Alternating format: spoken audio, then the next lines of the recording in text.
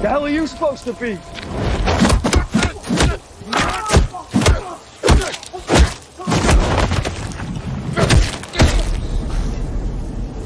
I'm vengeance. Yeah, whatever. Yeah, I'm vengeance. Oh, what's up, guys? Yeah, you like my intro? What's up? Pop culture fans, neighborinos. Me? Okay, I'm gonna steal a line. I'm gonna steal from my friend Tony. Well, you know what? I'm not gonna press on this. No.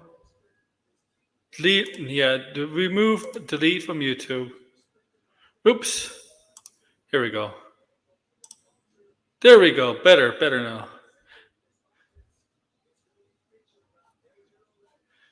There we go. There we go, guys. What's up? I hope you're having a good Tuesday. So, I just got back from seeing Planet Kingdom of the Apes about, I don't know, 3 hours ago. Yeah, about 3 hours ago. Three and a half hours ago. I just got back to seeing Kingdom of the Apes. And I liked it, but I'm not going to go in detail here. I'll do that in a spoiler review if you want in the future. But I got to talk about, Let's Talk Pop episode 84. We got some Marvel updates from the upfront. As you know, studios are having their upfronts, which is for TV and streaming related entertainment. Not movies, but TV. So we're going to go over that. Warner Brothers is not today. Warner Brothers might be tomorrow or Thursday, one of these days. Well, we'll see. I think it's tomorrow. You know, Amazon went today and Disney went today. Yeah. Okay. So yeah, so Let's Talk Pop episode 84. And before I get into it, because there's a lot of stuff, just more than just Disney, Marvel Studios stuff, other stuff we're going to talk about also. So before we get into that, make sure to like, share, subscribe, comment below, do all that, please. For your new subscribers, if you're checking my channel first time, you see what you like, please subscribe. If you're watching on Twitter, X, and you want to comment, go to my YouTube channel and sub and comment there if you want, or you can comment on the side too. Oh, okay. You could do that.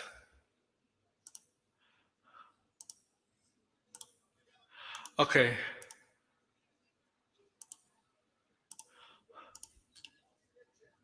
And there's a lot to talk about. Okay. So make sure to like, subscribe, do that, and share this out. Yeah. So episode 84. Let's Talk Pop. Now, I originally probably wasn't going to do this today. And there's a good chance I might do another one tomorrow or Thursday. Possibility. Tomorrow or Thursday. Okay.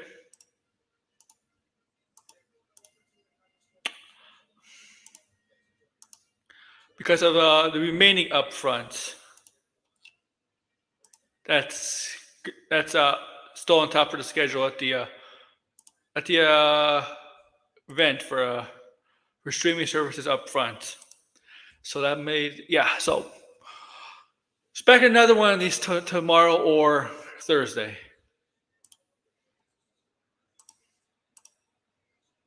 Okay.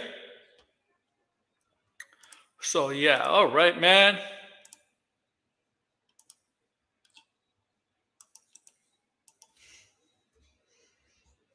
All right, let's get into it, man.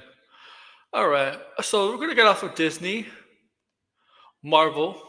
Okay, Marvel. We're gonna kick it off with Marvel Studios. Three things have been announced for Marvel Studios. For Disney Plus, Marvel Studios, just Disney Plus, not movie related, just Disney Plus. The upfront is just TV related stuff. Okay? So, 3 things. For the next upcoming shows that Marvel has planned in order. Okay? So, first we have confirmation when Agatha, official title All Along is going to debut. We have a confirmation now. They confirmed. Marvel's confirmed it. Confirmed. Hello. Confirmed the Degrassi. Hello, Degrassi. Confirmed the release date of Agatha All Along. This is the official title now. Now they're just playing the title for marketing. Playing around for marketing for about a year or two, and they landed on this title All Along, and that's the famous meme that a lot of people like to use. It was Agatha All Along, and that's the title they're going to go by. Okay, so we have a confirmation on when this show is going to hit Disney Plus.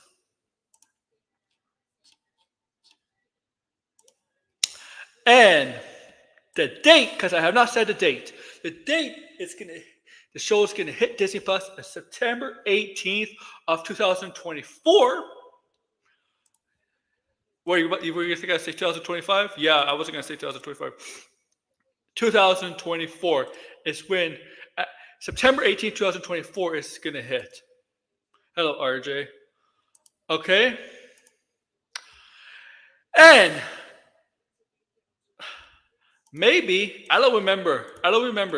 And so, I got a lot of people watch. From Twitter X. So also, I forgot to say, it's gonna be a 2-episode premiere. So they're gonna debut with 2 episodes. Wednesdays. The September 18th is a Wednesday. I checked for you. So it's gonna debut on Wednesday, September 18th. 2-episode premiere, and it's gonna consist of 9 episodes, I believe. 9 episodes. 9 episodes. Okay. And if I do the math right,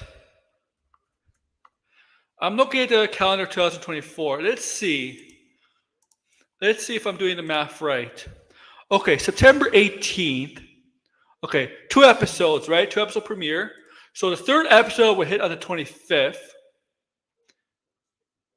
The 4th episode on the 2nd, the 5th on the 9th, 6th on the 7th, 8th on the 23rd, and the 9th will just hit on the 30th. So the 9th finale will just be the day before Halloween, because Halloween's on a Thursday this year. So they're purposely making sure that the last episode is just a day before Halloween. So that's on purpose, obviously, to make the finale just a day before Halloween, because Halloween's on the Thursday. And the last episode, the 9th episode, scheduled plan is on the 30th. That's why the September 18th is 2 episodes. That's why they make it 2 episodes. So it'll be 8 weeks. 8 weeks from the 18th to the 30th of October. Otherwise, if they did one episode after another, it would end in November. So they wanted to end this just a day before Halloween. So September 18th. I mean, if it could have started obviously on the 11th, but I think there's probably a reason why they didn't start on the 11th. You probably know why they didn't want to start on the 11th. It's probably a very good reason why not to start on the 11th. Yeah, I expect to get a date for Creatures Commando and maybe Ping 1. Hopefully Ping 1.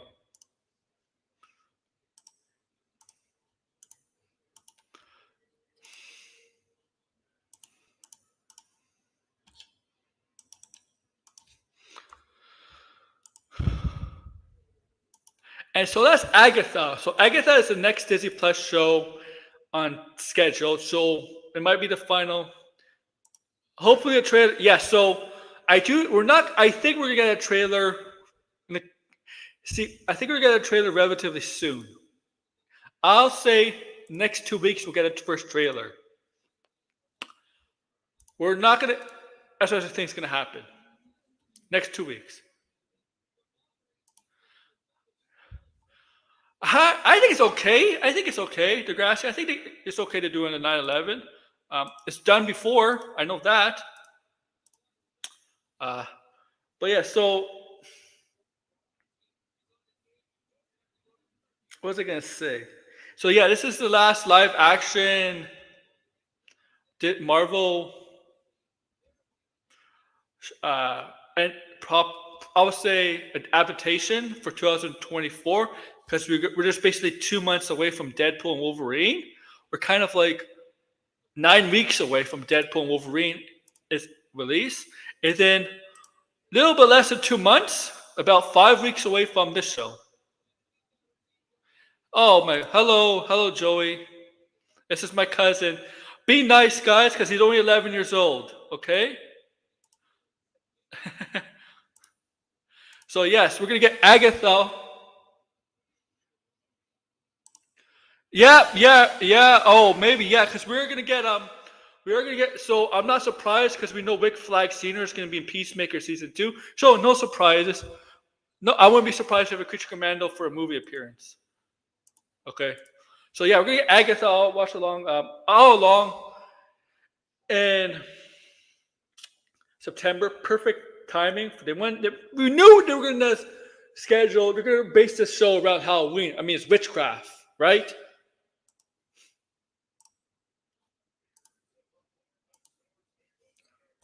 All right. So we're gonna move on to the next show. Dr. Phosphorus, nice.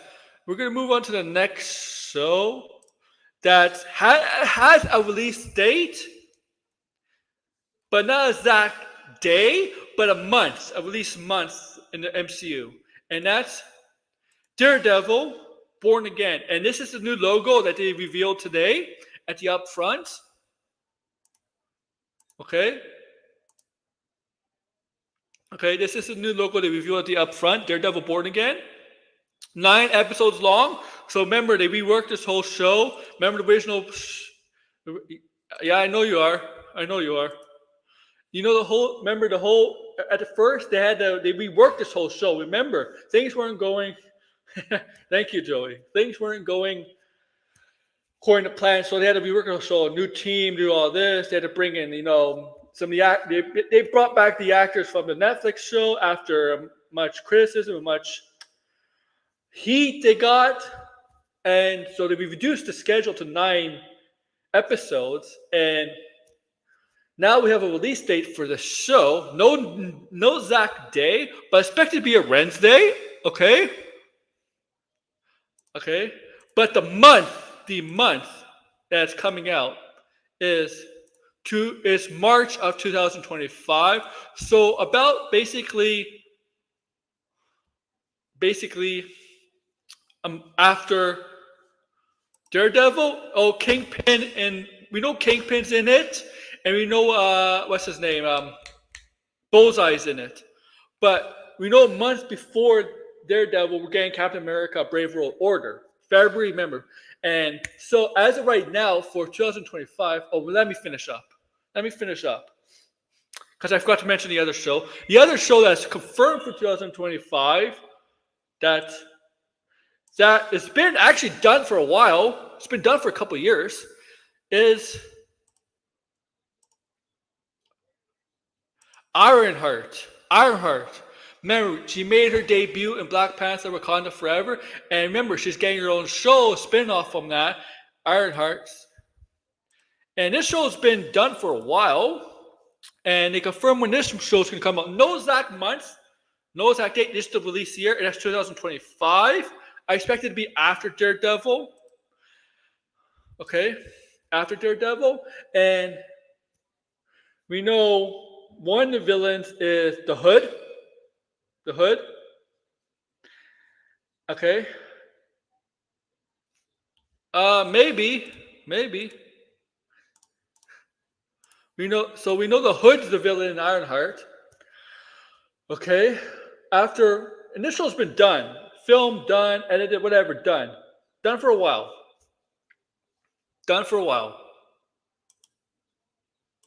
And officially we got now we have an indication when this show is going to come out. Now 2025, to me, it might start feeling like 2021 again. I know 2021 had 4 Disney Plus shows, and Black Panther, Shang-Chi. Yeah, it is true, Degrassi. Black Panther, Shang-Chi, Eternals has 7 shows, plus Spider-Man is 8. And I know 8 was a lot. 2021 was a lot, right? 2021 was a lot of Marvel stuff. And I think people some people got burned out with that. I'm concerned about 2025 right now because we're only getting six live actions, 4 movies and 2 shows in 2025. It's not exactly 2021, but it's still a lot. And we know Bob Iger said they want to do 2 or 3 movies a year and 2 shows a year, right? All right. The thing is,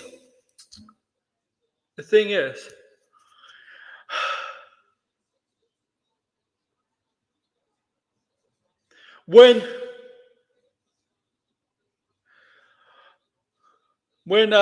Captain America is still going, right? Brave World Order in February, and then they're going to release Daredevil. Now, they're probably not going to tie in as much, but maybe they'll tie in. But maybe they should maybe they should wait a little while longer between months. It is. But it'll be good, man. It'll be good. Maybe they should wait because,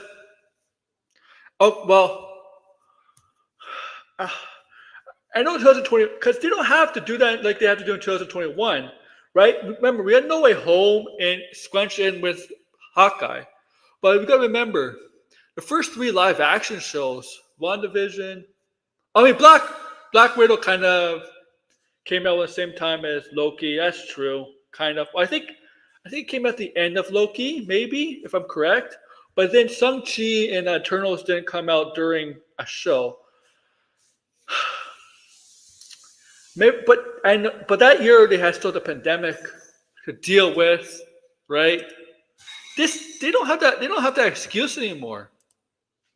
Now, the 4 movies, okay, so I don't expect to be concrete, the release dates for those movies concrete. Okay, so we got 4 movies: Captain America, Thunderbolt, Blade, and Fantastic Four. Yeah, I know how hyped you are. Okay, so the Blade movie, I don't know what's going on with that movie. Now, the thing is with Fantastic Four, remember they said we're going to start filming in spring, right? Spring. Fantastic Four, we're going to start filming in spring. That's been pushed back to the end of July. Fantastic Four has been pushed back to the end of July. Okay?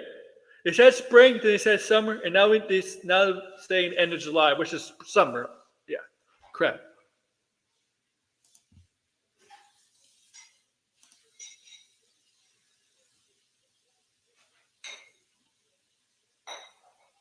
Okay? And Warner Brothers is having their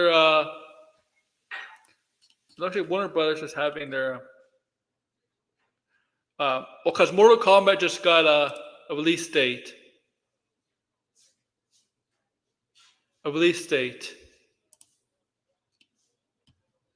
Mortal Kombat 2 is coming October 24th, 2025.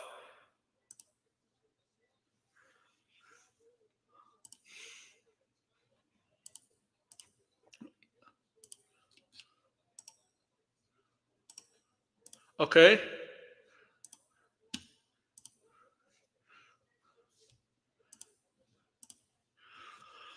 Okay.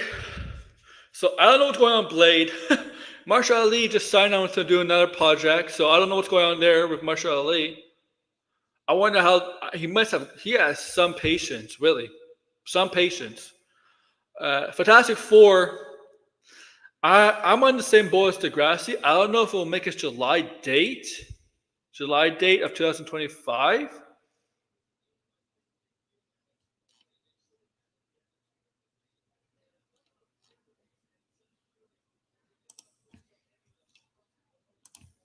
Right? So I agree with Degrassi. I don't know if it will make its date.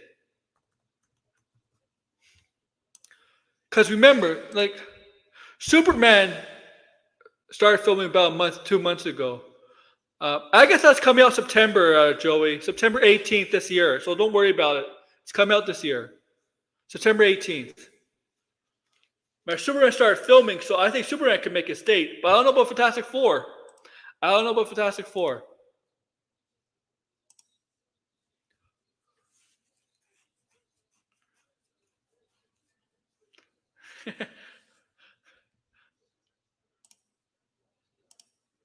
Okay. So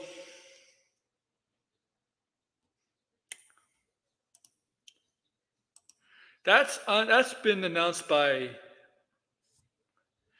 Well, she's not supposed to be the villain in this show. I mean, I wouldn't necessarily call her a hero, but we'll see. But of course, now expect Marvel to announce some things at Comic Con. Okay, the fill in specifically Phase 6. I think Phase 5 is mostly filled, if I'm correct. So mostly, I would assume miss specs on Phase 6 stuff. Oh, you can come on, George. Just be careful, okay? Just be careful what you say. Well, it takes place in different eras, and different eras, different style eras, um, sitcom wise. You're kind of young, so okay. So expect Marvel to fill in the shoes for fill in the rest of Phase 6 and at Comic Con.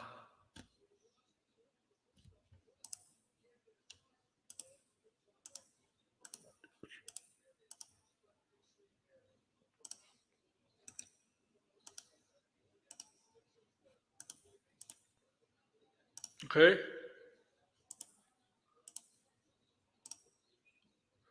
Expect it. And expect DC news. I mean, Warner Brothers is. Let me see.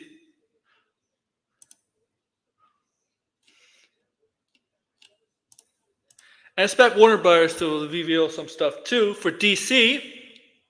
It's very soon too. Oh, I'm getting people. Oh, this is good. Oh man, this is good. So now with Agatha, we all knew it was coming out this year. They said about a while ago it's gonna come out this year, and it's gonna be the last live action show of this year for Marvel Studios. So I expect Ironheart to be later in 2025.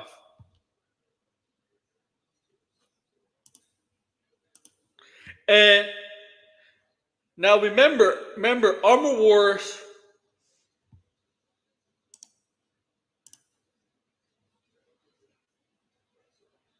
Okay, okay. Thank you. Make sure you like. Thank you. It's okay, Joey. Next time. Now remember, Armor Wars has been turned into a movie. Remember that.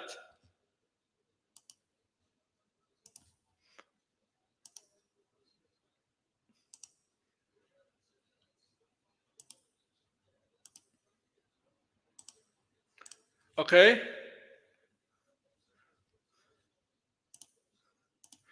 Remember that. Armor Wars is turned into a movie. Okay. And now remember, X-Men is expected to be a movie. Remember that. X-Men.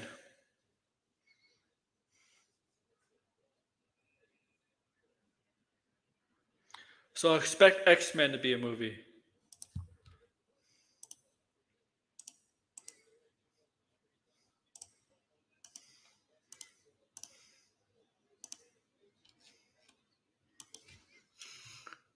I don't know.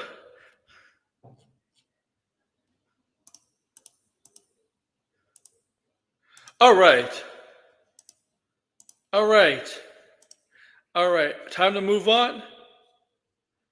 Time to move on.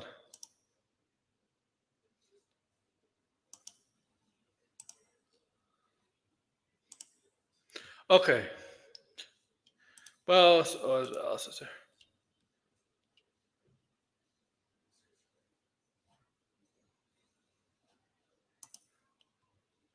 Also, Disney Disney has announced the return of Wizards of Waverly Place, uh, titled Wizards Beyond the Waverly Place.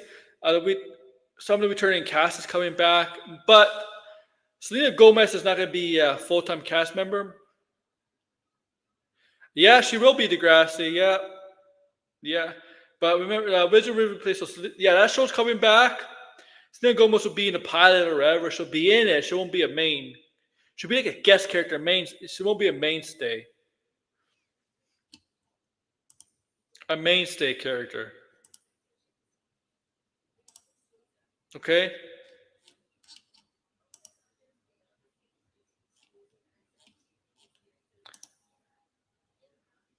A mainstay. If you're a fan of that show, I used to watch it, but I don't know if I'm gonna watch it anymore. Maybe I kind of outgrown it. I don't know. Uh, why am I doing? Okay, so that's all up to you, man.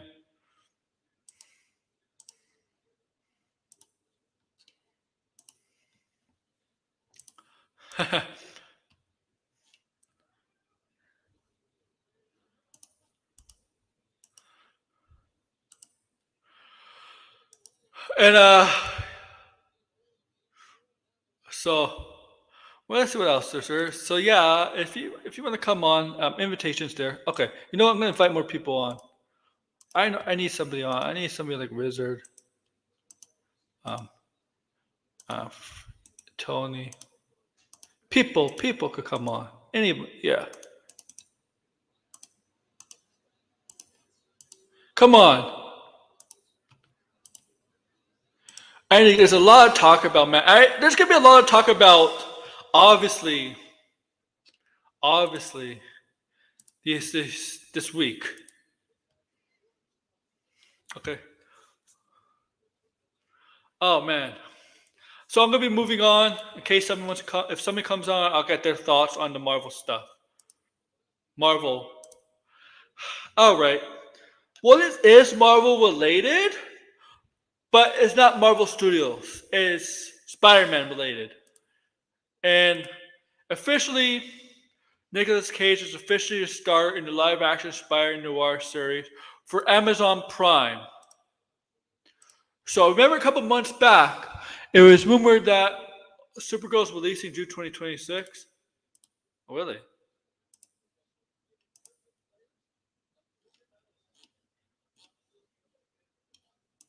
June 2026. Okay. Yeah, Warner Brothers is having it looks like Warner Brothers is deciding to but that's not really upfront. Upfront's for TV.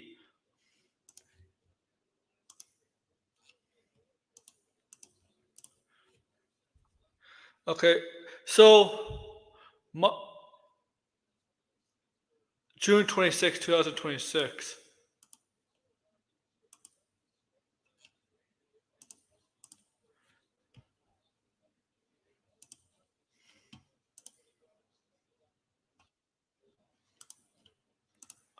Hello, George. How are you, man? I'm just, how are you, man? I'm just looking for. I'm doing my Shaq impersonation, even though I got Shannon on here. Google me, Chuck. I got 4 rings. How many you got? Oh yeah. So before I ask, yeah. So yes, it's true. Supergirl is coming out on the 26th of 2026. Oh yeah, I That's just true. saw Deadline. that. Deadline. Yep. Deadline. See, I'm looking forward to that movie. We just need a director.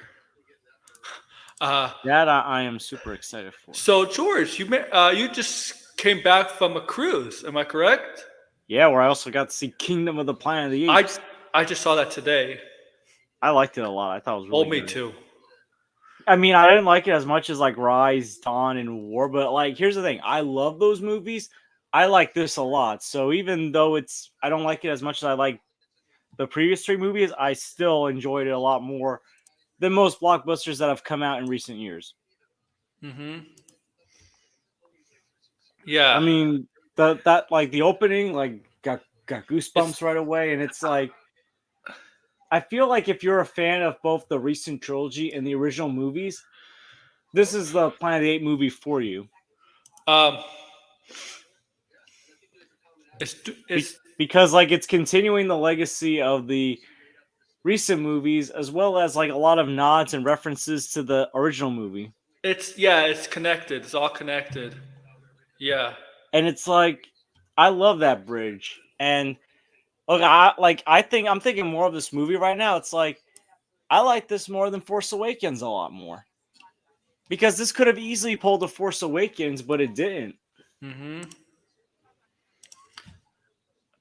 You know, Yeah. my only two gripes about the movie. The first one was I think Proximus was a little bit wasted as a villain. Like when he was on screen, he was really cool and good, but like Mm-hmm. they overhyped him in the trailers, and he wasn't in the movie that much. Yeah, they did. They did. They did. Oh, they. And the thing is, I thought he was a good antagonist. I don't think he's not Koba. He's not even the Colonel from War for the Planet of the Apes. Mm-hmm. But he was still a very good villain. But I felt like we could have used more of him. Yes, you can.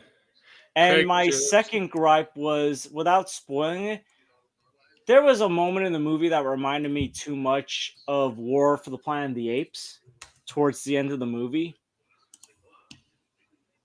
Yes. Yeah. Like there was just something that reminded me of War for the Planet of the Apes. Like I don't mind them doing and this isn't a spoiler because it was in the trailers, them rounding up the mute humans, because that's a good nod to the 1968 movie.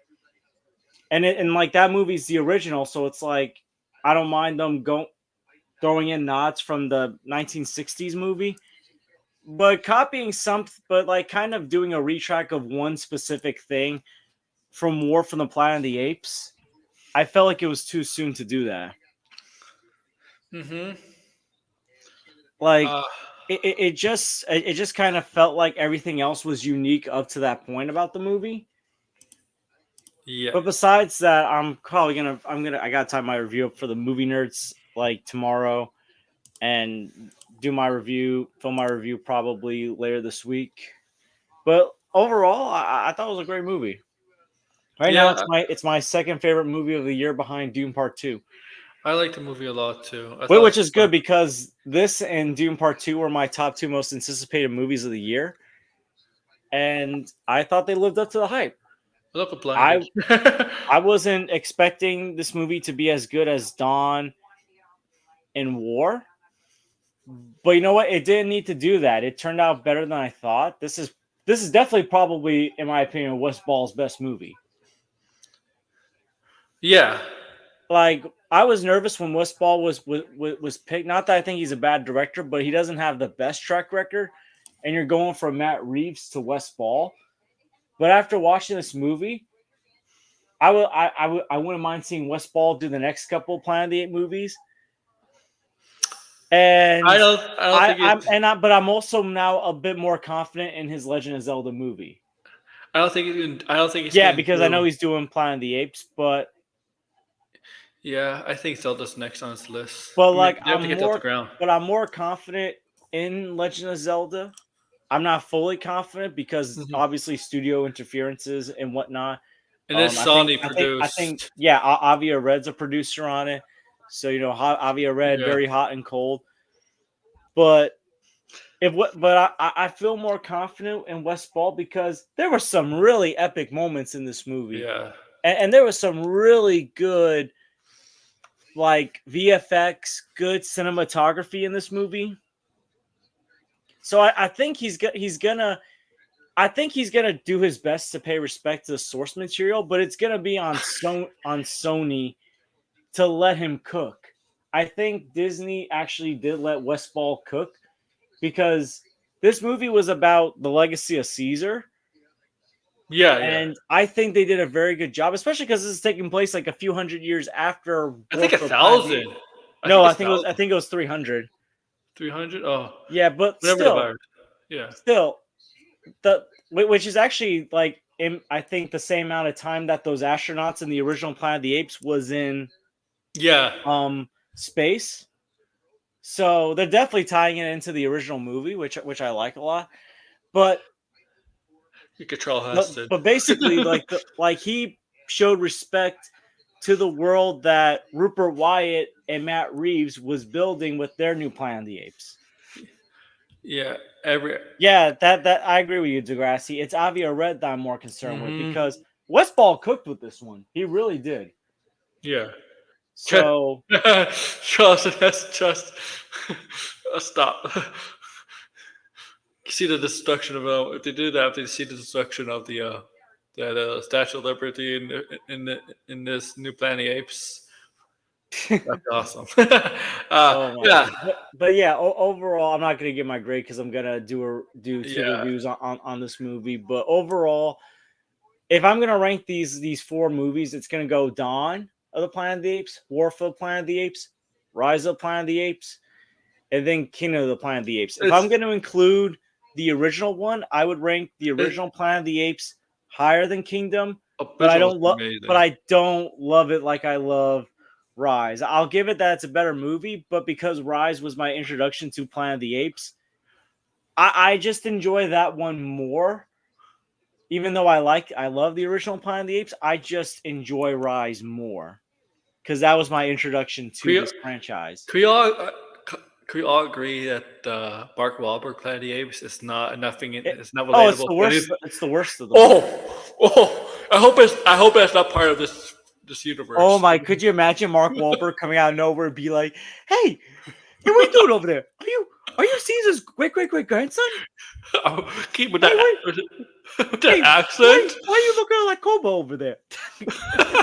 You know what I would like? I always wondered because I don't know how true this is because this ended up having a big time gap. That was Tim Burton, right? He directed. Oh yeah, Tim Burton. But no, that's one of his first movies.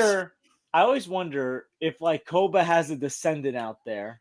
Yeah.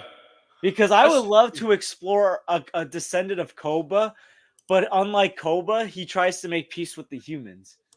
Oh yeah. I would like that concept to be shown.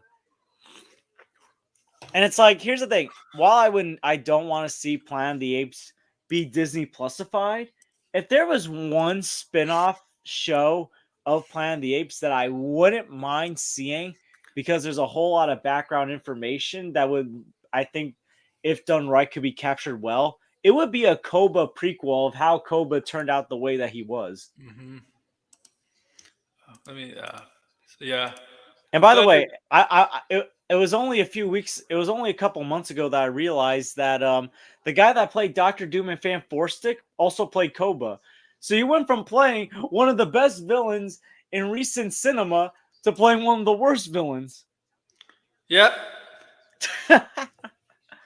Like, I don't get it because he was fantastic as Koba. Like, we talk about how great Andy Serkis is as Caesar. Toby Kebbell as Koba was fantastic. I mean, Andy Serkis is coming back Golem. I don't know why they're doing a Golem movie. Yeah, I'm confused. But, like, here's the thing. I love the Lord of the Rings movies. I like the Hobbit movies with the exception of Battle of the Five Armies because I don't think that movie, well, it had some great action and great moments.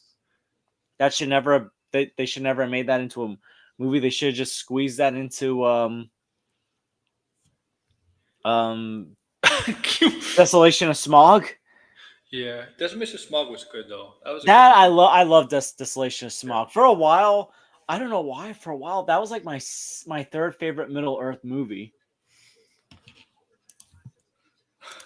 Oh, but yeah, so it's the holiday scene, best part of the movie. So I was saying like that Marvel is up front says give us an update on some of their upcoming Disney Plus shows. So I don't know if you were listening, but you might have. I think you were. So I'll just Agatha is coming out on September 18th for the 2-hour premiere. Daredevil is coming out in March of next year, and Ironheart is scheduled to come out next year. Just no specific release date. I think you heard that already. Yeah, I've heard that. It's just outside of Daredevil, I feel like a lot of these things. I don't know. I think they're just with what Disney and Marvel wants to go with right now. Some of these things don't make sense to still happen, but I get it. They were filmed before. Yeah, you have to get kind of before they opened their eyes and realized. Yeah, we got to change things up. You can't scrap stuff. You can't even if you but you have still things filmed and done and all that. You still have to release them. Because Marvel's like that. I feel like at this point they're stuck with releasing them because they got done with it. Yeah. See, that's And- what like I want to have faith in the MCU, but I just can't right now. Listen, even if Deadpool and Wolverine is a great movie, I'm still not as hopeful as I want to be. I've been paying attention, man, to this. So, here's the thing: we're not going to get the Batman and that Brave in a Boat. We're not going to get anything for a while. Okay, for a while. That's not going to. Okay, they're focused on the Superman stuff, Creature Commandos, and some of the Suicide Squad stuff. That's what they're focused on right now. And then they might focus on that a little bit later, but I think they're more focused on after that. Maybe Booster Gold and the Lanterns. So Daredevil obviously is the one I think most of the people are looking most forward to, because now they said last week they realized their mistakes, right? They admit their mistakes. So I guess with Daredevil, they basically admitted to that. They admitted that, they made mistakes with Daredevil. That's why we had to do the whole, basically a whole new writing team. Basically to reshuffle, not reshuffle. Basically, we do the show. We do the show from scratch, even though they had some stuff filmed already that they're going to use. But they kind of use mostly from scratch, right? That's what I mean with what Blinded said. Like I'm like Daredevil. I want Daredevil to be good. I'm a little more hopeful for Daredevil, but the other two, it's like I don't know like who really. I mean, I liked Ironheart's character in Black Panther: Wakanda Forever, but do I think she needs her own show? Yeah. Oh, I don't know if Degrassi's still watching. I think Degrassi was curious. I want to make an NBA comparison with Kingdom of the Planet of the Apes before we continue. So Kingdom is basically like the Golden State Warriors' fourth NBA championship, where it's not as dominating as the previous three championships, but it's still a great championship to have. Yeah.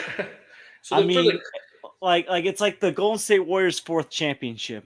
For Lanterns, they should just hire Glenn Powell as Hal Jordan and Aldous Hodge. If he's not coming back as Hawkman, just make him John Stewart. I think he'd be a good John Stewart. Yeah.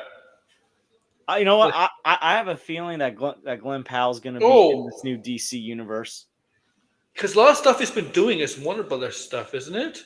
Like the movie Sydney Sweeney is Warner Brothers, right? But also, like, he seems like an actor that, like, especially after Top Gun Maverick and like he's going to be about the new Twisters movie. He seems like an actor that's willing to do franchises at the moment. And he's very versatile too. He could be funny, he could be serious, he could do all that stuff. So I think it'd be a perfect John, what's his name? Not John Stewart because he's not black, obviously, but I mean Hal Jordan. Because we already got a Guy Gardner, Nathan Fillion, right? And then obviously there's Kyle Rayner. I don't know, but that's probably. But when we're talking about Lanterns, we're mostly talking about like the two main Lanterns is basically John Stewart and Hal Jordan. But yeah, it's like, we got these shows, and then we got Nicolas Cage is officially confirmed for the Spider-Man Noir show for Amazon. Now, guys, if you think it's this good, yeah, okay, it's good casting. You gotta remember, this is still Sony. Okay? The only good thing about Sony with Spider-Man is when it was MCU Spider-Man. Yeah. Well, no, the animated Spider-Man movies. That's true, too, the animated Spider-Man.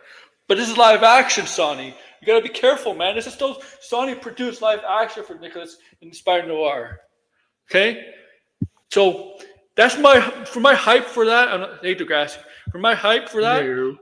For my hype for the Spider-Man Noir, Degrassi, it's not as hype as others because I know who's behind producing. We know who's producing it, and we know what the track record is. It's not Spider-Man related, right? Like, not Spider-Man. I still think it's a bait and switch.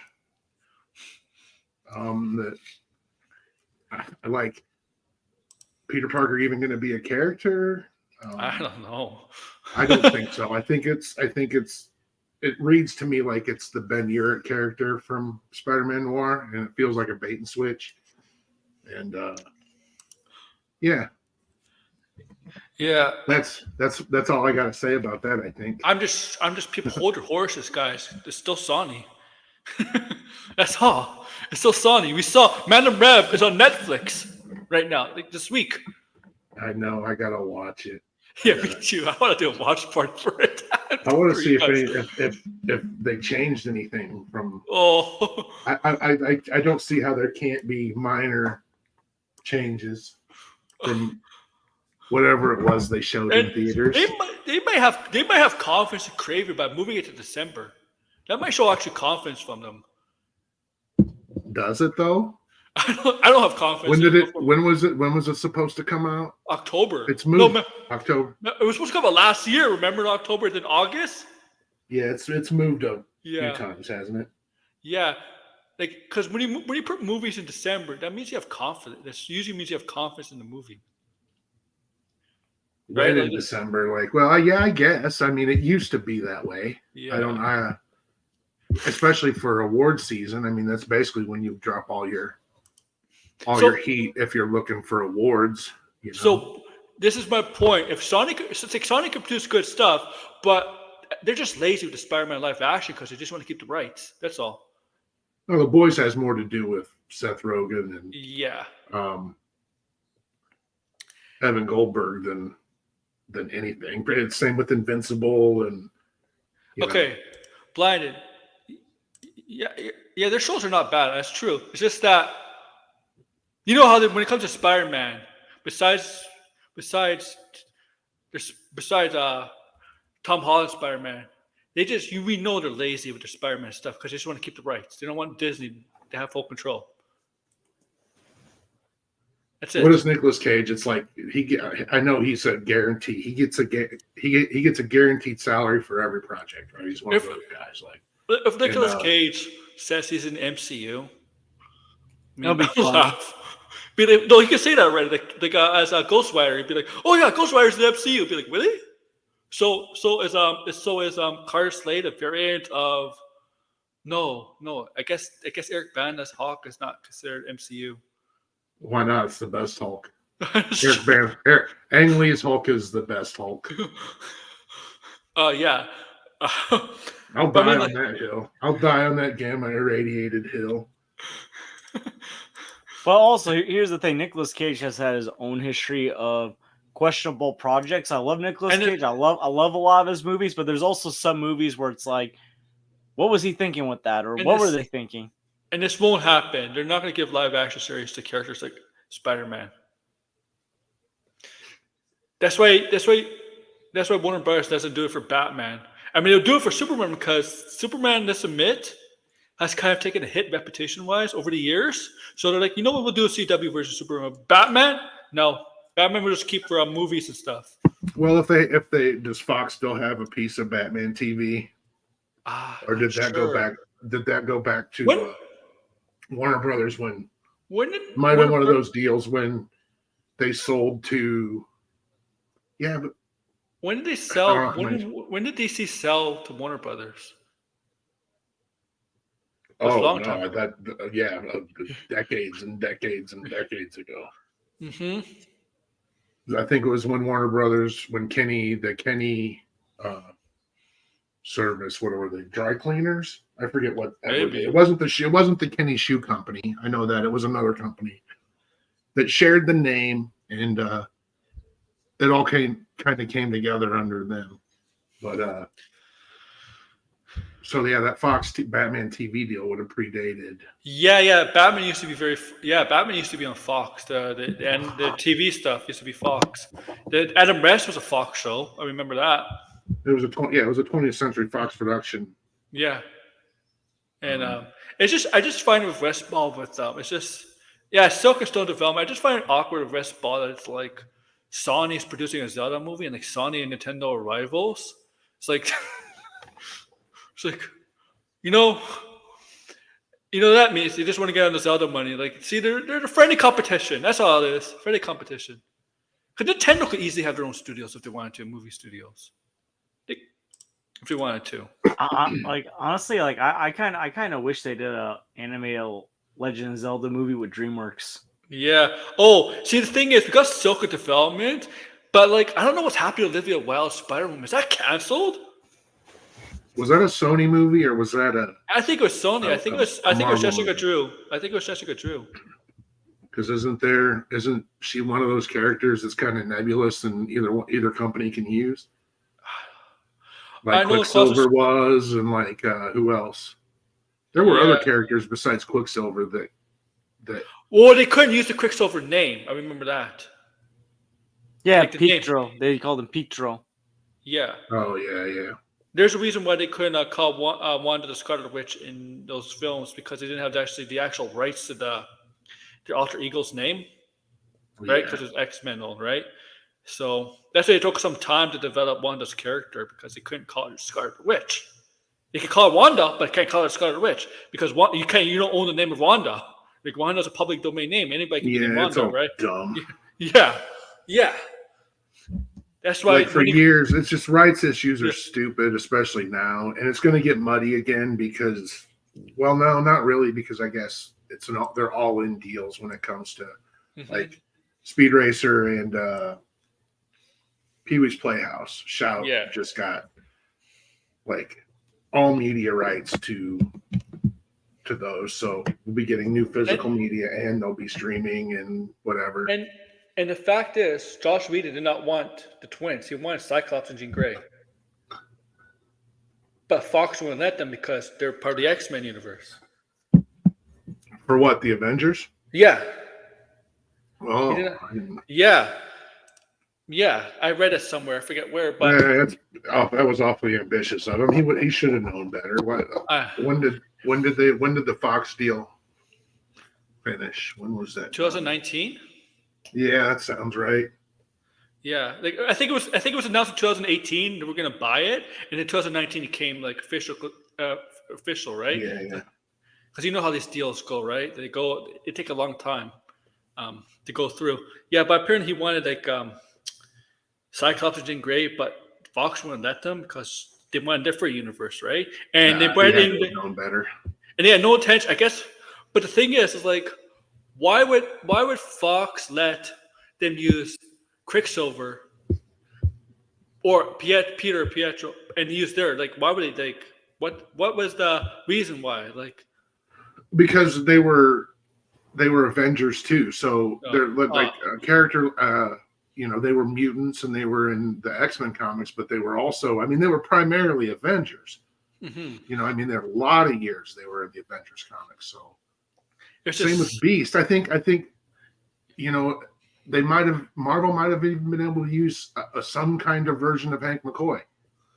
That's how that plays out. It's like they can always. That's just like how the public domain stuff works now. It's always one specific version that they can use.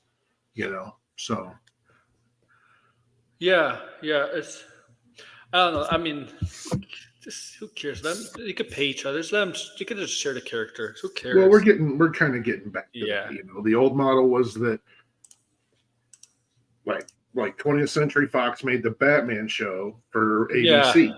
I don't know. I don't know who owned ABC at the time. It wasn't Disney, and I don't even think it was Capital Cities at that point. I don't know, but they, Warner Brothers made television for Universal. Universal made television for Disney. Yes, and we're kind of getting back to that again. It's like the walled garden of exclusivity is ending.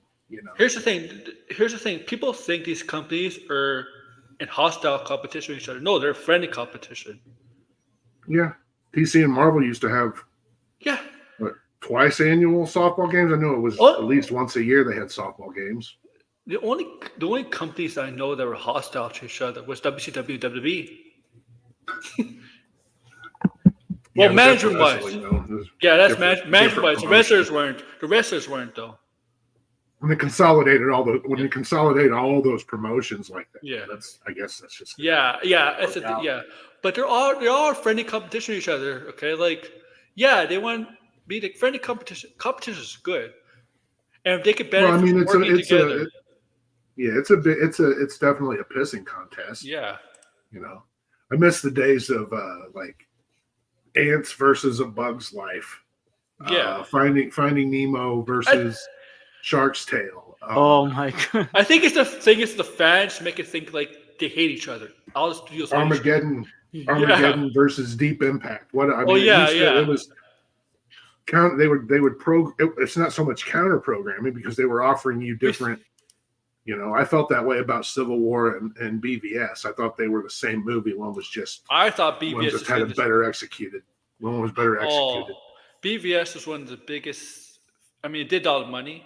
Let's be honest, it didn't draw a lot of money. 800 million is pretty good, but BVS is one of the biggest disappointments in comic book history. I almost gave up being a nerd, a dorky nerd in the summer of 1987 because my friends and I went to see the Masters of the Universe movie.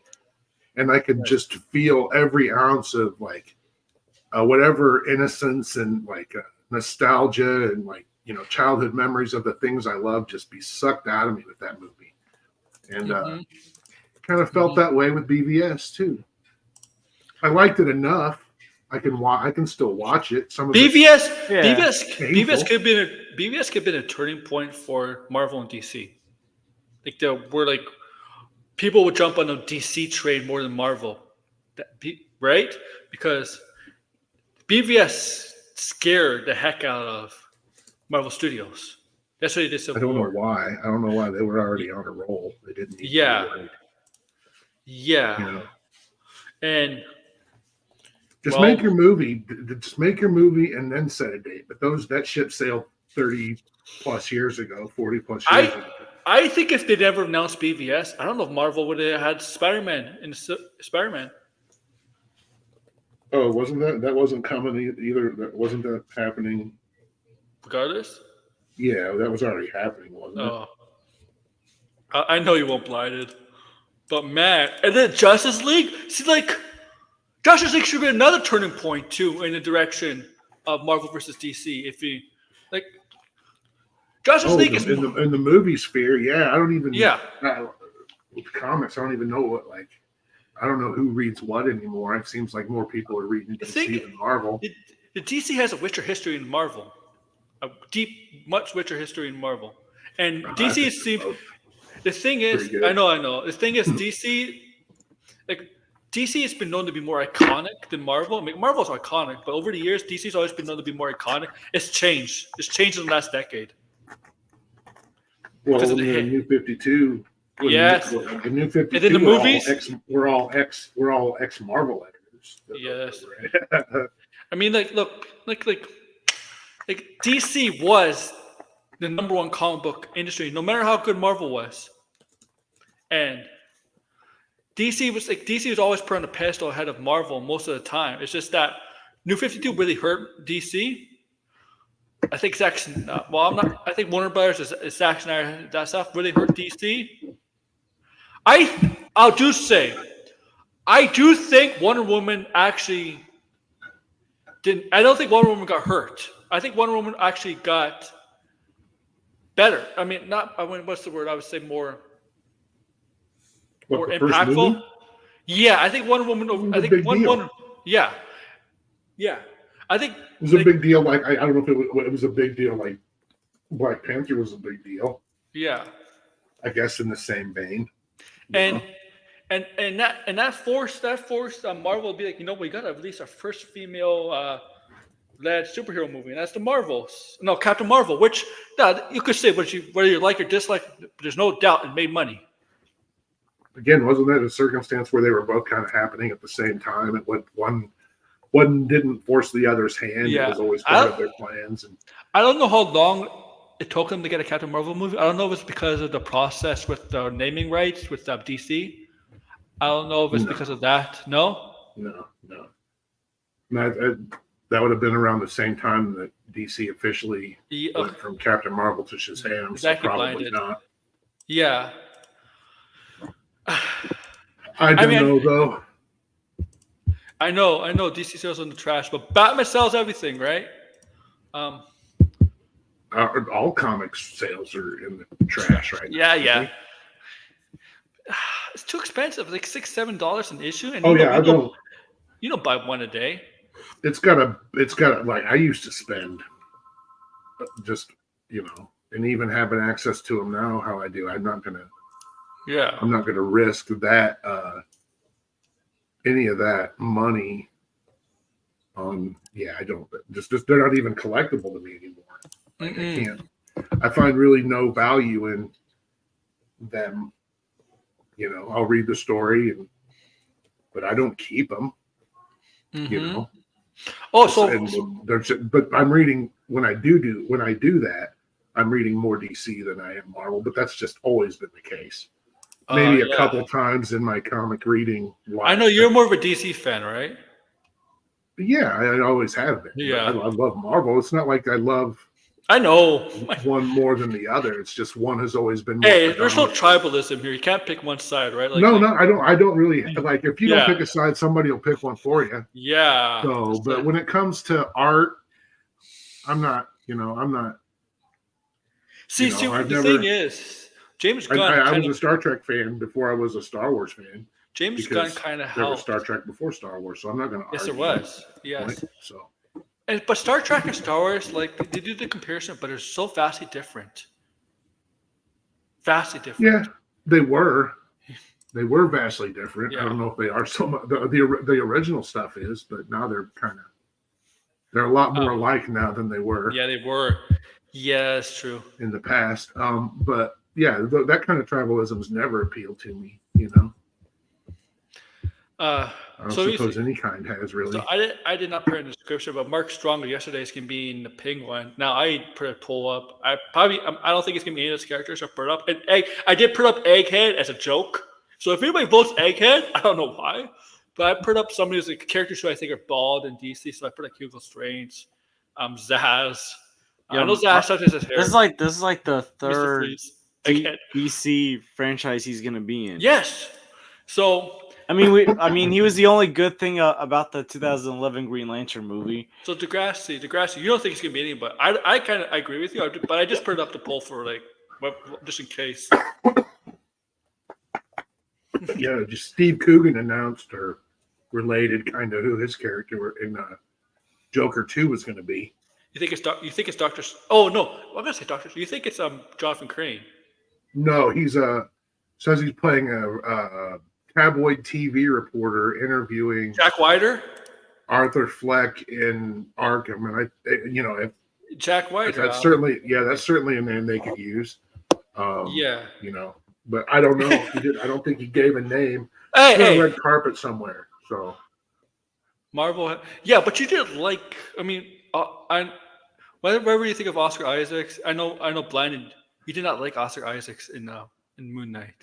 Come on, you I didn't like Oscar Isaac.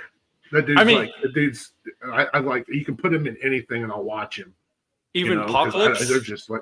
And Apocalypse made. You know what? I completely forgot about that. Yeah, no, not that one. There's some actors that are in bad movies who can actually do very well, but you very rarely see a good actor look really, really bad, and not on purpose either. Yeah, I don't know what was up with that. That's like Brian Singer made that one too, didn't he? I think so. So that's like a Brian Singer like popper haze. He's like sniffing poppers the whole time, and he's like in a drug-induced sex haze, and he can't make a movie. What sabotaged that movie before that movie came out? When we saw Apocalypse the first time, and everybody called him Ivan Ooze. That's funny. Yeah. Ivan Ooze. Look, there were some actors that are trying, right? The younger ones were trying. Like Sophie Turner was trying. Evan Peters was trying. Like you could tell, like Jennifer Lawrence was not trying. She phoned out after the first two movies, and you clearly know that in the fourth one. That's like the last two or three movies that Brian Singer made. Even the parts that of Bohemian Rhapsody that he made. I mean, the X-Men series to me is like the most inconsistent film franchise because it's either good or bad. Yeah, I didn't like the first one. I thought the second one was a masterpiece compared to the first one, and then they just got kind of. And I don't like it. Mm-hmm. I don't feel one way or the other about Days of Future Past. They're just, I don't know. They're just kind of just basic like 90s actioners to me. Oh, okay. Yeah, technically he did. He voiced them. Yeah, he voiced Spider-Man 2099.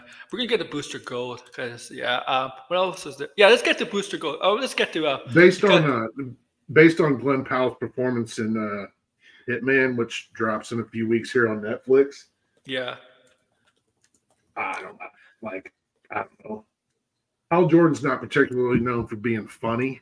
No, but Booster Gold is. And Glenn Powell is hilarious. Yep. So, yeah. I mean, Hal Jordan could be funny at times. He's not like funny all the time. No, he has sarcastic humor sometimes. Does he though? I always find him to be a little dry and kind of dry. He's just a wet blanket. Like he's gonna ruin your party. No, but I don't remember Hal Jordan. I don't know if Hal Jordan had like blonde hair. I know he doesn't have blonde hair. Yeah, so he'll be right back. What else is there? George, we'll get to some of the other stuff in a bit. What else is there, man? I mean, I know this isn't. Well, I mean, it's TV related. It's looking like TNT might be losing inside the NBA after. I know. I'm heartbroken. I'm my NBA crew might be breaking up. This is like the one thing I like watching on TV nowadays. And it's not even because of the games; it's because of the personalities. Has anybody announced that they got? Has anybody announced a new NBA TV deal? Amazon. It's looking like NBC is outbidding Warner Brothers or Discovery to get the Warner Brothers. But Amazon has basketball NBA too now. So it's Warner Brothers, Disney, and Amazon. So the sports streamer, was it how it was a month or two ago, maybe longer? Was it? It's so Peacock, which is NBC, and Paramount, which is CBS. They got left out of the deal. Is it Amazon and Warner Brothers and no. It's Netflix, ESPN. Apple TV, and Peacock will team up for their own streaming bundle through Comcast. That's their own streaming bundle through Comcast. I'm talking specifically about a sports streaming bundle. I don't know yet. I'm heartbroken because I'm not going to hear this anymore. Google me, Chuck. Google me. I got 4 rings. I heard Charles Barkley might go to NBC because they might want him. Yeah, it is. Well, here's the thing. Here's the thing. It's even if you brought back Shaq, Charles, and Kenny to NBC, it ain't gonna be the same because you ain't gonna have Ernie. Yeah, that's true. Like Ernie Johnson. Listen, when you can control those personalities the way that Ernie can control, that ain't that easy. Hey, Robert. It's a streaming sports initiative between Fox, Warner Brothers Discovery, and ESPN, which is Disney. So, and it looks like Apple TV and Fubo, and a couple of other streamers have lawsuits trying to stop it. It has a CEO. NBC's not going to let Charles Barkley make fun of them San Antonio women. Netflix is doing a lot more live content now. Yeah. Lot more. Like they plan to be doing it for a while, but now they're really showing it. The John Maroney show's live. The Rose Tom Brady is live. Obviously, Jake Paul versus Mike Tyson is going to be live. So everybody's going to watch that. Obviously, Mike Tyson.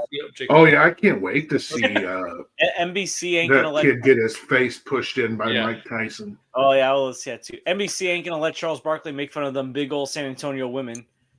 No. Hey, Disney Plus. Disney Plus has a they're simulcasting across ESPN or WNBA games on Disney Plus. Oh yeah, because WWE is big now, man. It's big. It's gotten big. I mean, hey, Blind, what's up? And with ABC and ESPN, we'll be simulcasting the next 2 Super Bowls. Oh, they are. So, Blind, did you came in to talk about Powell? I think so. Chris Pratt.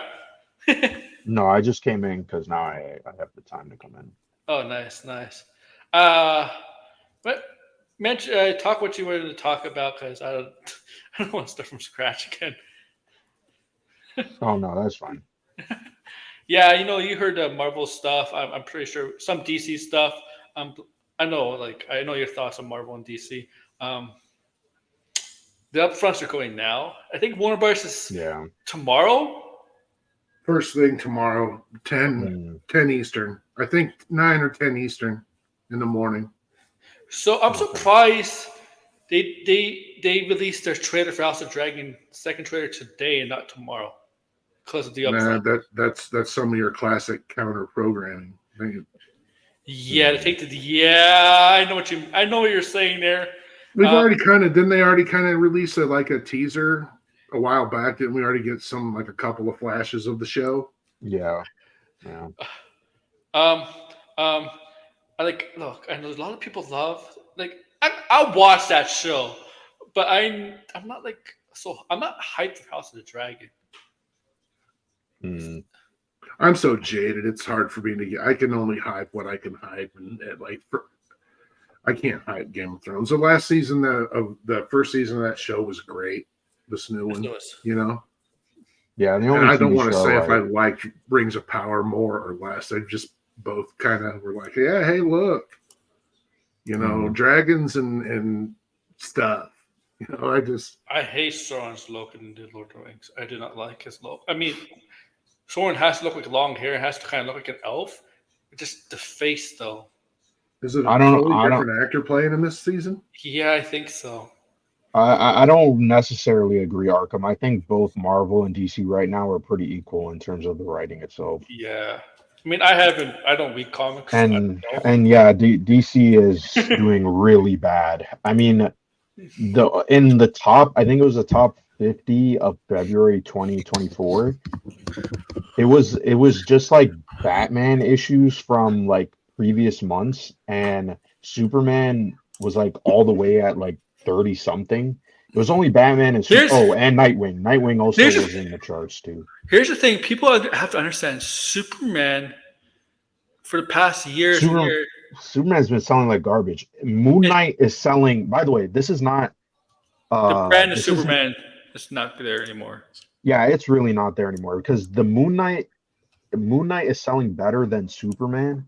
And it's not the Mark Spector Moon Knight. It's like a new character who's selling better than Superman. I mean, that's bad. Superman needs a lot of rebrand. I think Zack Snyder really. I'm maybe not just Zack Snyder, but I don't think it's just Zack Snyder. Yeah. I think he did help.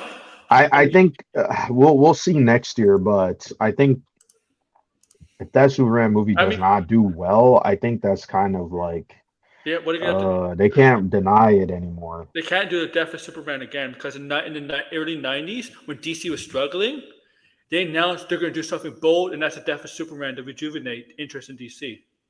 I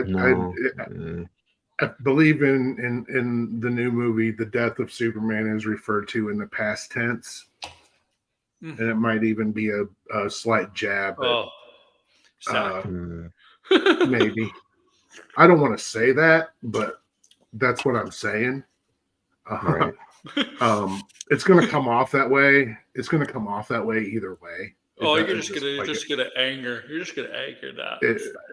Literally, it's just there's so much that. Yeah, it's there's just no other way. There's just no other way that they. Who do you mean they? There's just no way that they're not going to interpret some of the, I don't want to call them jokes, but some of the humor, right, that is peppered throughout isn't a commentary on the way things are, and much like the comics that it's based on were, right? Which, again, saying something like meta-textual, right? It's telling you the story that you want to see, and it's giving you the message that you want to hear, right? But it's also forging its own path and giving you an experience. You're not just watching a superhero movie. You're also kind of, I don't know, it's just deeper than that, man. It's much like a lot of his work. It's just, there's more to it than just, man go fly and punch, I mean, I get that, but I don't know. I think Superman, like from what I've seen at least, and I mean this mostly was on Twitter, so take this with a grain of salt. Yeah. People just like, I don't know. I don't think they find Superman interesting. I think he's kind of maybe a little too generic for the general public. And I think that's mostly in part because he's been gone for almost an entire decade. We haven't really had a standalone Superman movie. It's amazing because Captain America is very similar to Spider-Man in terms of beliefs, stuff like that. But but the difference was that Winter Soldier movie did change Captain America's perception. What kind of numbers was Superman and Lois pulling? Say that again. What kind of weekly numbers was Superman and Lois pulling from week to week? Was it? Actually, it was a decent show. It was pulling. It had to be pulling $1 million or $2 million a week, at least somewhere in there. And then probably today's fragmented programming landscape, everything. Honestly, I always forget about that show, but yeah, and it probably did decent. It's the final season too. He's regardless of like his like how he's perceived today, it still sells. I mean, still millions and hundreds of millions of licensing dollars. Well, yeah, because it's just generated on that alone. The brand is still strong, but I think Superman is like Captain America during the first, his first movie and the Avengers, where it's not. I don't know. I think some people are kind of. Yeah, I think if the movie can make, like I said, that picture, I feel like kind of tells me that James Gunn does want to do that. Essentially what the Winter Soldier did, but with Superman, which I don't have a problem with. I think that's what the character needs for a movie, at least. But we're going to have to see how that plays out. It's funny, though, because I'm going to hate to saying this. Because the Snyder people, I mean, what comic are you reading exactly, though? You could say Marvel is trash, but Marvel, I mean, Ultimates, pretty much all the Ultimate lines has been what I've been mostly reading for comics. Ultimate Spider-Man, Ultimate Black Panther, Ultimate X-Men, those were pretty good. I have to admit, Ultimate X-Men is definitely not X-Men. It's something totally different. But honestly, those were reading that stuff. Spider-Man was definitely the best. Black Panther was decent. It has me intrigued.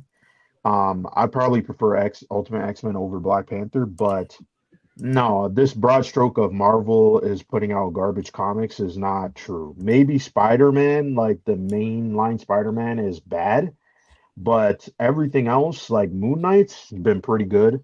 They're gonna launch the new X-Men stuff, which I hope is good, but I don't have high hopes for that at all. We'll see. I was a Krakoa fan. That's what I meant to say the last time I was on. I mistook Krakoa and I confused Krakoa and Genosha. Also, that's where I saw the cartoon going last week or 2 weeks ago. Whenever they got the new costumes. I mean, we're going to Krakoa because there was no asteroid M. So hey, that's spoiler stuff, man. That's going to be later. But Thor has been pretty good too. Like, I feel like honestly, Marvel has some decent writers that carry Marvel, and they're still at Marvel. So DC, on the other hand, there are writers that are carrying them, but I don't think they're strong enough. I mean, I personally like Tom King, but it seems like most people don't like Tom King. And he does a lot of miniseries. So Oh, he's I don't doing the know. new Jenny Sparks. He's bringing Jenny Sparks into the DC universe. Yeah. I go up against Captain Adam. Can't corrupt Captain Adam. Yeah, she also teams up with Batman. Also, if DC was the writing was wouldn't be better, the first time that's happened either. But why isn't it selling? I can just tell you, based I'm in a comic shop twice a week, and DC brand. They can't keep DC books in stock. They can't keep. Really? DC and Marvel trades are it's all kind of equal, you know. It just depends on what's hot from one week to the next, I guess, or 1 month to the next. But yeah, and it might be because DC is just all about the variant covers, and everybody wants the variant covers, and it's not like Marvel does. I mean, the sales that I'm seeing right now don't really reflect DC. Oh yeah, overall, this is merely anecdotal. Yeah, one that's store. Fair. Well, sorry, a store and a half. You know, and right. Between they also stock a military installations PX with comics. That's what I mean when I say half. We'll come back to comic book related stuff in a bit because I want to talk about a very serious issue, allegedly.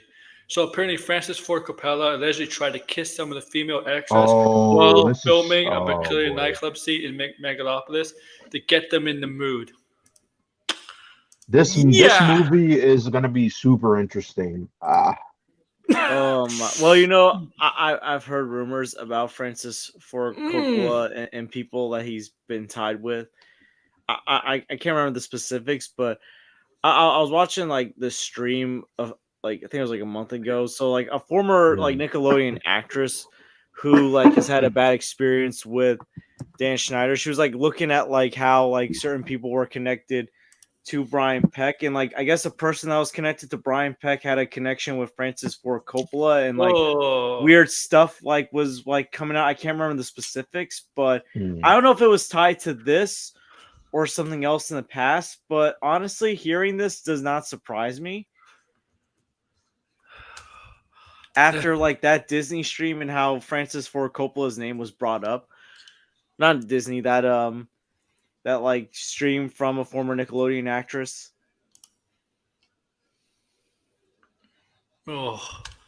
Francis. I mean, I'm not saying he was connected to Brian Peck, but I think he was connected to someone that was connected to Brian Peck that was also, I guess, not on his best behavior or their best behavior. Oh, man. I don't know, man. He's... how old is Francis Ford Coppola? He's like 80 something. It's no excuse. It's no excuse. It's kind of. I don't want to. I'm not trying to come off like that, right? But there's always a but. I mean, first of all, we find it weird when Al Pacino, Robert De Niro in consenting relationships with really young women in general. When you're like this guy's actually is apparently forcing himself for. Trying to get these women. I think it's kind of weird though because they specify that it was an extra. It doesn't matter. Still, I don't understand how we go months and months and months, right? And nobody's really spoken. Nobody speaks up like while it's happening, or because they're trying to tear the movie down. It's pretty obvious what they're trying to do. Like they know that the trailer the trailer dropped, and this it's premiering next week. It's premiering next month. No, it's premiering this 17th at Cannes. I think they're setting up because I mean, for the longest time, people have talked about this movie and how they didn't know if it was going to be released or not. And I even think some people are saying that the movie wasn't good. And in the article too, they maybe it's not in the article, but I read somewhere that they were saying. People like the crew was complaining about how he's like, oh, I hate Marvel movies, but it's being shot exactly like a Marvel movie in terms of they're using a lot of CGI and it's kind of like whatever. But I watched the trailer I have no clue what the fuck is happening in that trailer. I know that's the point, but like it just looks like it's about the collapse and of a bacchanalian society, right? Like Sodom and Gomorrah type shit. No, it wasn't maybe kids. I guess some kind of super tech bro trying to rebuild it. Apparently, right? It's an old school because he's old school, right? And he's Italian. You know, Italians like to kiss on the cheek. You know how Italians are, right? You know that, right, George? Yeah. You know Italian. You're Italian. You know what I mean. It's cultural, right? In Italy, yeah, but right? also he's running. The thing is, he's running. This is not under like studios, right? Like this was his own production. He put up the money. He's financing it. He has pretty much all control. So I think maybe that pissed off a lot of people. That's kind of how, for the most part, everything he's ever done has been. Right. So he put it on his lap. He hasn't. What was his last movie? It's been a while since the last movie. I'm thinking. I don't know. I can't remember. There was I'm gonna Tetro. Look it up. Wasn't Tetro? It wasn't Tetro, was it? There was Tetro. There was Twixt. Youth Without Youth. Twixt. That's it. Twixt. That was like in 2011. I think 2011. Yeah. Okay, that's a fair bit ago. He doesn't do a lot of movies. Like he takes his time. No, yeah, he had a prolific period. He had his prolific periods, where he would, man, he's Godfather. Turn out a fucking one banger after the next, and then stop. I mean, Godfather. Yeah. Well, no, I mean, okay, so I pulled Outsiders. Godfather, the Converse, like 1, 2, 3, 4, and then one for the heart, one from the heart. His worst movie might be Dracula, because that was not a great. Oh no! Jack is his worst movie. Jack. Dracula is. I love that movie. I can't say enough about that movie. But Keanu Reeves was miscast.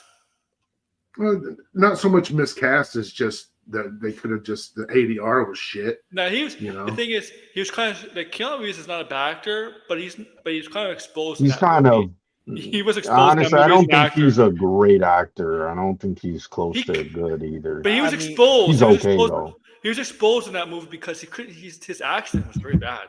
I mean, here's the thing: the guy was coming off of Point Break, Bill and Ted, and then he's going into Dracula. Like, and like literally, like he reminded me of his character's name in Point Break, Johnny Utah. He's still in that like Johnny Utah like mindset. Like he doesn't even talk in his movies really anymore, right? We're complaining. Complaining about Anya Taylor-Joy having only 30 lines in Furiosa. Yeah, how many lines? Yeah, why are people even complaining about that? Like, did they not? I swear that was a headline like 10 years ago when they were talking about Tom Hardy having like not a lot of lines. It's like, yeah, but it's Mad Max. I mean, what the heck? People need to. I guess they got it. Like, it's. I think it's a problem we have. We need to have constant like noise. And people think that. Well, wait. Even in John Wick Chapter 4, that actually makes sense. That makes a lot of sense, actually. Just constantly, you've just got to constantly be engaged, and if you're not looking at your phone or fiddling with your phone, you've got an earpiece in your ear. I know something. Robert Pattinson's Batman didn't have a lot of lines either. Yeah, but there's no. I always go back to E.T. There's literally not a single line of audible dialogue in the first 8 minutes of E.T. Yes. The biggest movie in the world for 11 years. Yes. From 1982 to 1993, E.T. was the global box office #1 movie. And 8 minutes is not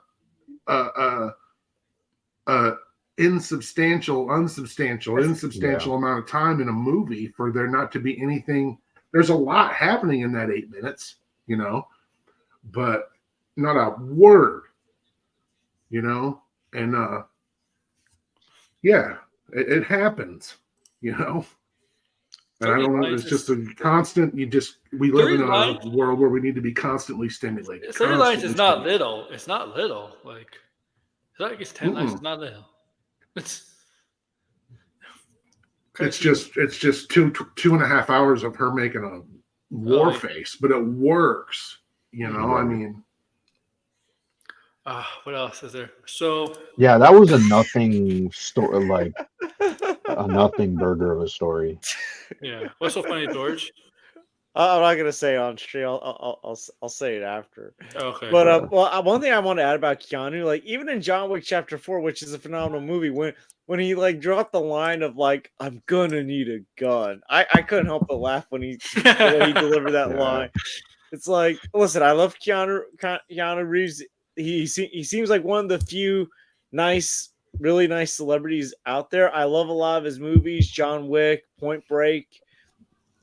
But no, that Dracula movie, which I do like a lot, Gary Oldman was like acting circles around him. Gary Oldman. Oh, I mean, to be fair though, like when they make the John Wick movies, they talk about how they cut a lot of dialogue. He cuts a lot of dialogue. Gary Oldman acts circles around a lot of actors. Yeah, that's everybody. Show don't tell. That's the idiom. Show don't tell. The filmmaker's idiom. Gary Oldman was the character actor, right? You could play him like as Dracula. You could play him as a Russian terrorist. You could play him as Commissioner Gordon. You could play him as what else did he play? Sirius Black.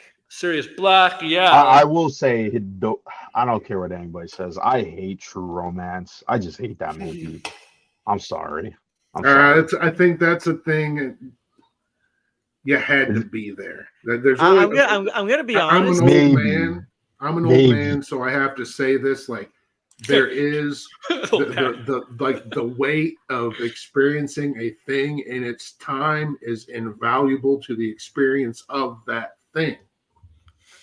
And no one's going to take that away from me. I thought Gary Oldman's character in Dawn of the Planet of the Apes was one of the more interesting human characters, because it's like you got this mayor that like you at first think, because of the trailers, he's just going to be like the human villain from Avatar. He's just going to kill the apes for no good reason, but like he basically, while he has the stuff to eradicate the apes, he goes with we'll try this one more time before we have to go in there for that dam, and he's planning on not doing it once the power comes back on.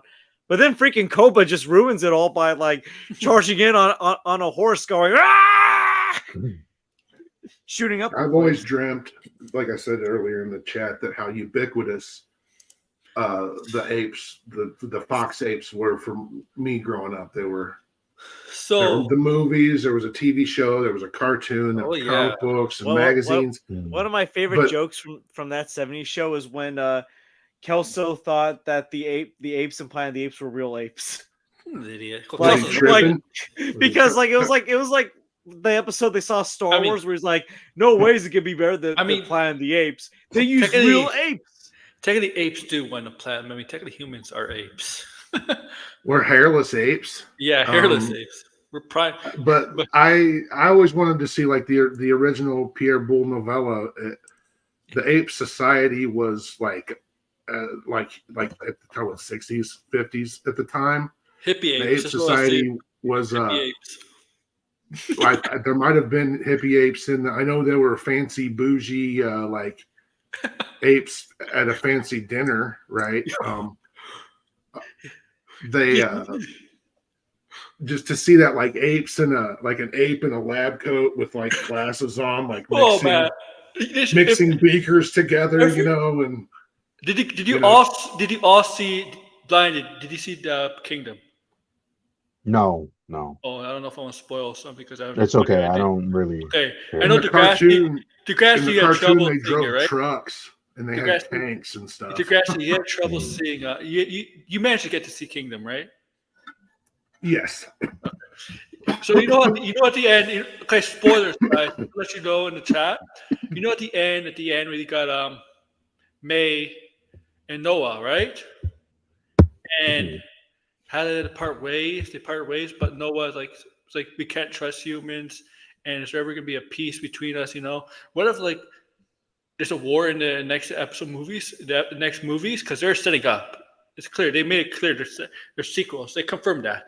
I wonder if this could be funny if they have like wars between humans and apes again, and humans are able to strengthen themselves, right? Back to try to be dominant again, right? The dominant species. What if there's like hippie apes and hippie humans joining forces together? Like make love, not war. The movie did hint that like there's probably several different ape clans. Yes. I would be surprised if there was like a clan of apes that actually actually coexisted with humans that no one's aware of. Because here's the thing: the recent movie, the recent movies that came before Kingdom, we only really saw what was going on in like the San Francisco area. We really don't have no idea what was going on in like other countries with the apes, and the humans. I still think Koba's got a descendant out there. I really want to see Koba's descendant. I truly think there's a descendant of him. You love that character. What's up, Martin? Koba How are you? was one of the best villains. Listen, there was no villain I was rooting for more than Koba at one point. Bruh. Like literally, I was like, yeah, let's get rid of the shitty human beings. Like, ah! Oh damn. So I like the end. I mean, it's gonna be a battle of the dominant species. That's just gonna be about. A great movie. It's gonna be about the dominant species. Degrassi, I got to see the movie. I got to see the movie. 9 movies? You're not gonna get 9 movies. They're not gonna get 9 movies. No, wasn't the quote wrong? They were talking about the 3 other movies too. So that means there's 6 more movies, or sorry, 5 more movies. Don't plan 5 movies. Like never plan that. Never. They 3 trilogies. They planned 3 trilogies. See, that's a problem. That's an overpromise. Never do that. Never. Well, I mean, they didn't until now. Yeah, that wasn't known. Because you know, Degrassi. We know you worked in the industry. You never promised stuff like that. Okay, maybe 2 or 3 movies, but they can't promise 5 or 6 movies or a couple trilogies. Yeah, but they do. I know. Yeah, I mean, didn't George Lucas keep his promises of having 3 prequel movies? Do you know that people said? People said, "Oh, Force Awakens." Well, he He didn't make the sequel trilogy though. People said Return. Well, I think at that point he was hated. Yeah, so but much, he was going to. Remember, people said, honestly, you know what? I would have preferred if George Lucas made the sequel movies. Yes, thank you. I don't know, man. They were going to be kids, like little kids again. Like, I mean, come on, George. That though, he would have done like what he would have done with Luke and Han and Leia. And all Yeah, I'm just curious. Like, I don't know if it would have been worse or better, but my understanding is it would have pretty much been exactly the same, except they would have been little kids. That everything else would have played out very much the same way. They would have just. There would have been an extra year between each movie. So instead of 2 years between movies, it would have been 3 years between movies because that's his style. And aside from a few, I guess, cosmetic changes, essentially the same story with just with a younger cast. I mean, I still think, the story, but I mean, like, how it would have been shot itself too. What, Star Wars? Yeah. What, point and shoot?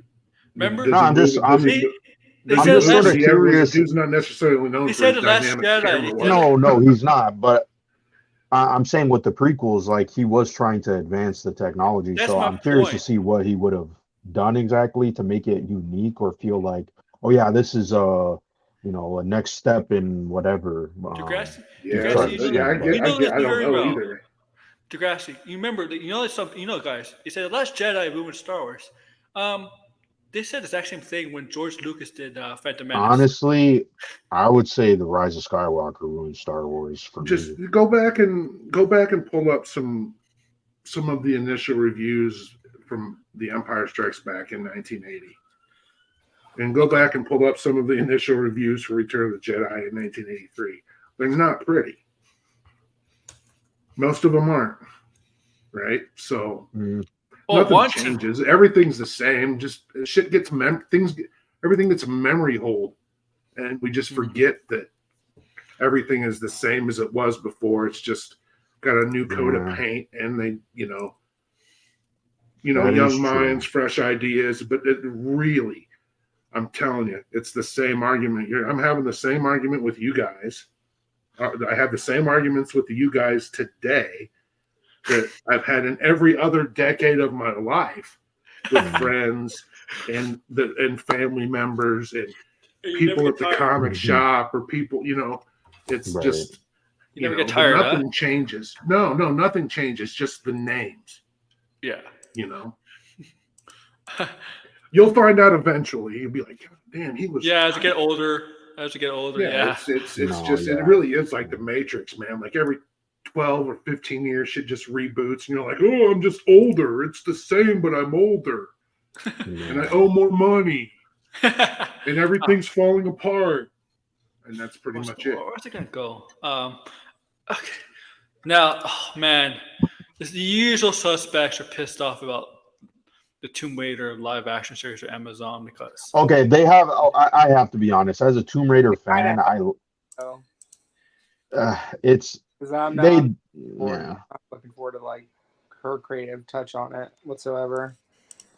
Yeah, I think they actually have a point with this one. I don't know what is going on with Tomb Raider.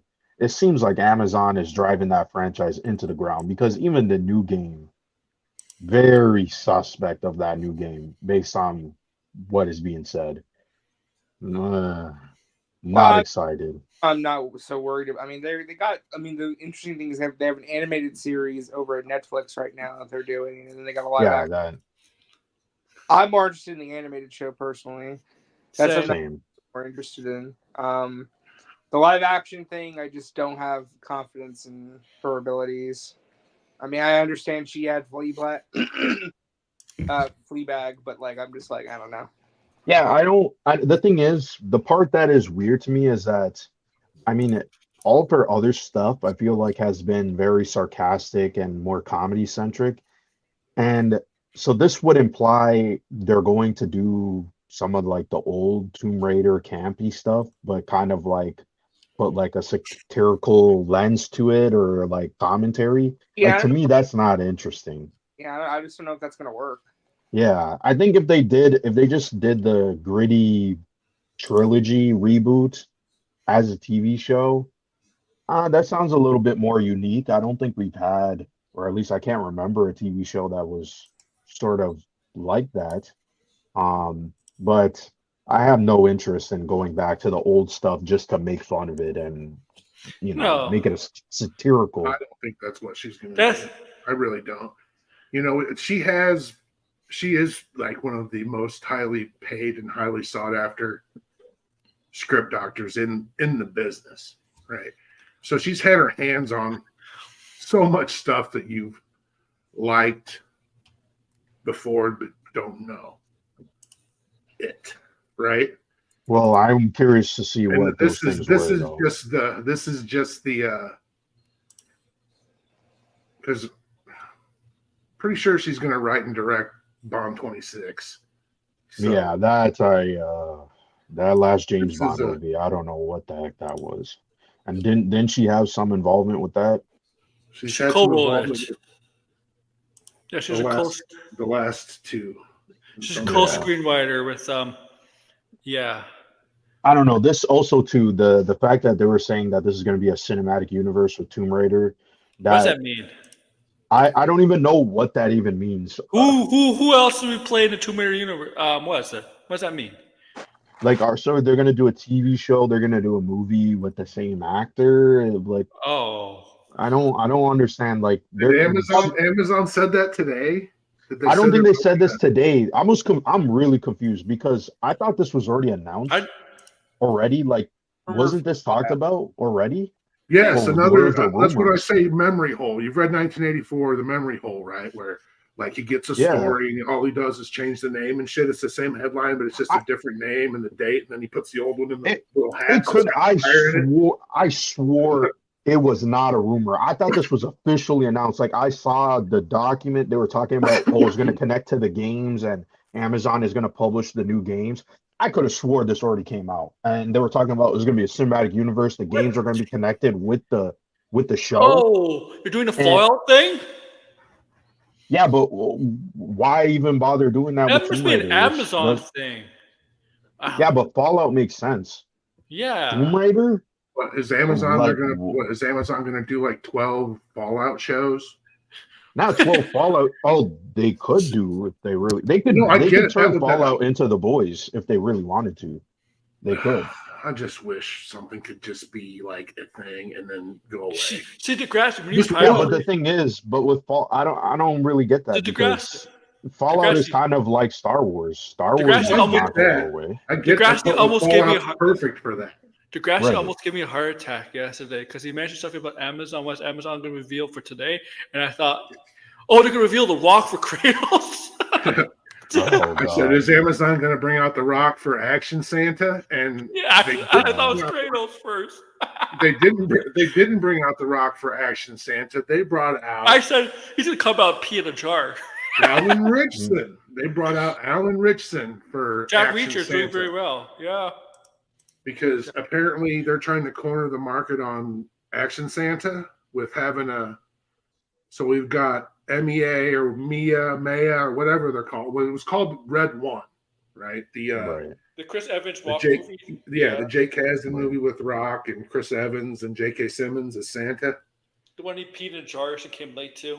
Yeah, but like The Rock, you know why The Rock is 5 to 8 hours late to set? Why? Isn't that so? That Amazon's doing 2 Santa Claus movies with like. That's what I'm saying, RJ. That's what I've been tweeting about today. They're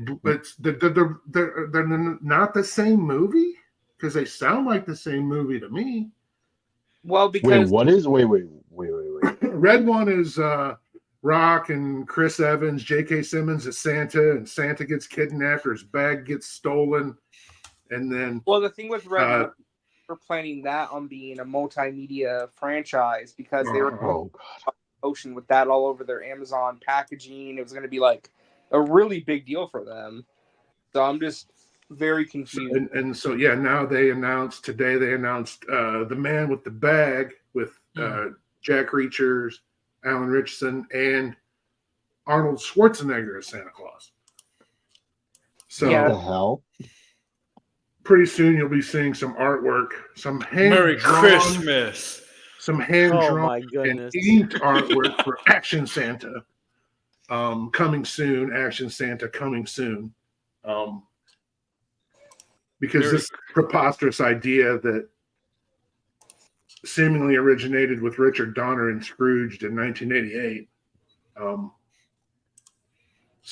If anybody's going to make money on it, and Tim Allen ain't going to cut it. So, yeah, they're done with Tim Allen, I think. So, like, who is the next Action Santa? So they know that Red One is shit the bed. So now they're going all in on the Alan Richardson Schwarzenegger Santa. They get the Big Show. Who's next? Keanu Santa.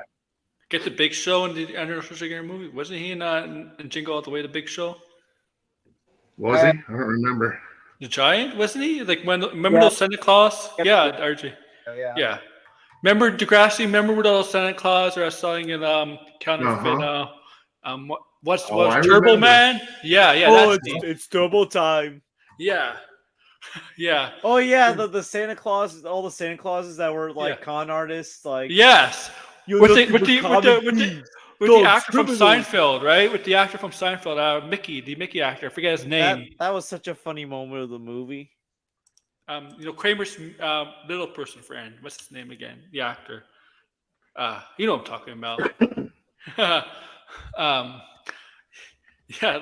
I want you Arnold Santa Claus. That'd be hilarious. Arnold Schwarzenegger's action Santa Claus. Really, he's Santa Claus, but he has like machine guns and stuff like that. Oh, just wait, Aaron. Are you naughty or nice? You'll be the first to see Action Santa. Yeah, when I get that delivered to me, you're gonna see it. Here's your coal. Like you've been naughty. Fine, take this coal bomb. I mean, it's not like it's like I said, the Scrooge, the Bill Murray movie, the Richard Donner Bill Murray movie. Oh opens my with, goodness! The day the reindeer died. There was another Scrooge movie by Guy Pearce, I think. Guy Pearce. Yeah, Guy Pearce played him on was it a BBC Christmas Carol? That was actually dark and it was a dark, weird, and like Scrooge sexually blackmails Bob Cratchit's wife and stuff. It's like, oh, it's a myth. The legend is RJ. It's just like, come on, man! I don't need that in my Christmas cheer. You know, I just want to find out how much the goose costs and get the money to the kid on the street so they can go buy the goose and have it delivered to the Cratchits. Yo, I remember the original Tim Allen Santa Claus was going to be much darker, apparently. Well, all movies are like that. Apparently, like Tim Allen's character, like Scott Calvin, was going to shoot Santa and kill him. Oh my god! Yeah, Santa. Could you imagine this doing that? So how did it go down? Did he slip and break his neck or something? Yeah. Like, how did he die? He yelled at him and it spooked him and it made him like fall down. And then, but Santa died, right? Yeah, Santa did die. Yeah, but it was an accidental death where like this was gonna be kill like Santa. Gremlins killed Santa, and then in the eventual film, it was just a story that a character tells, but that was actually an earlier version of the script. Okay, how many of you here love Pamela Anderson? I mean, I do. Like, I mean, her appearance in the first Scooby-Doo movie was funny. Okay, Pamela Anderson was the bombshell of the 90s, right, Degrassi? Oh yeah, late 80s even. Late 80s, through the like late 90s. Oh, she got some movie roles. She starred in Baywatch. She's not particularly a good actress, but that didn't matter. That didn't matter because she look.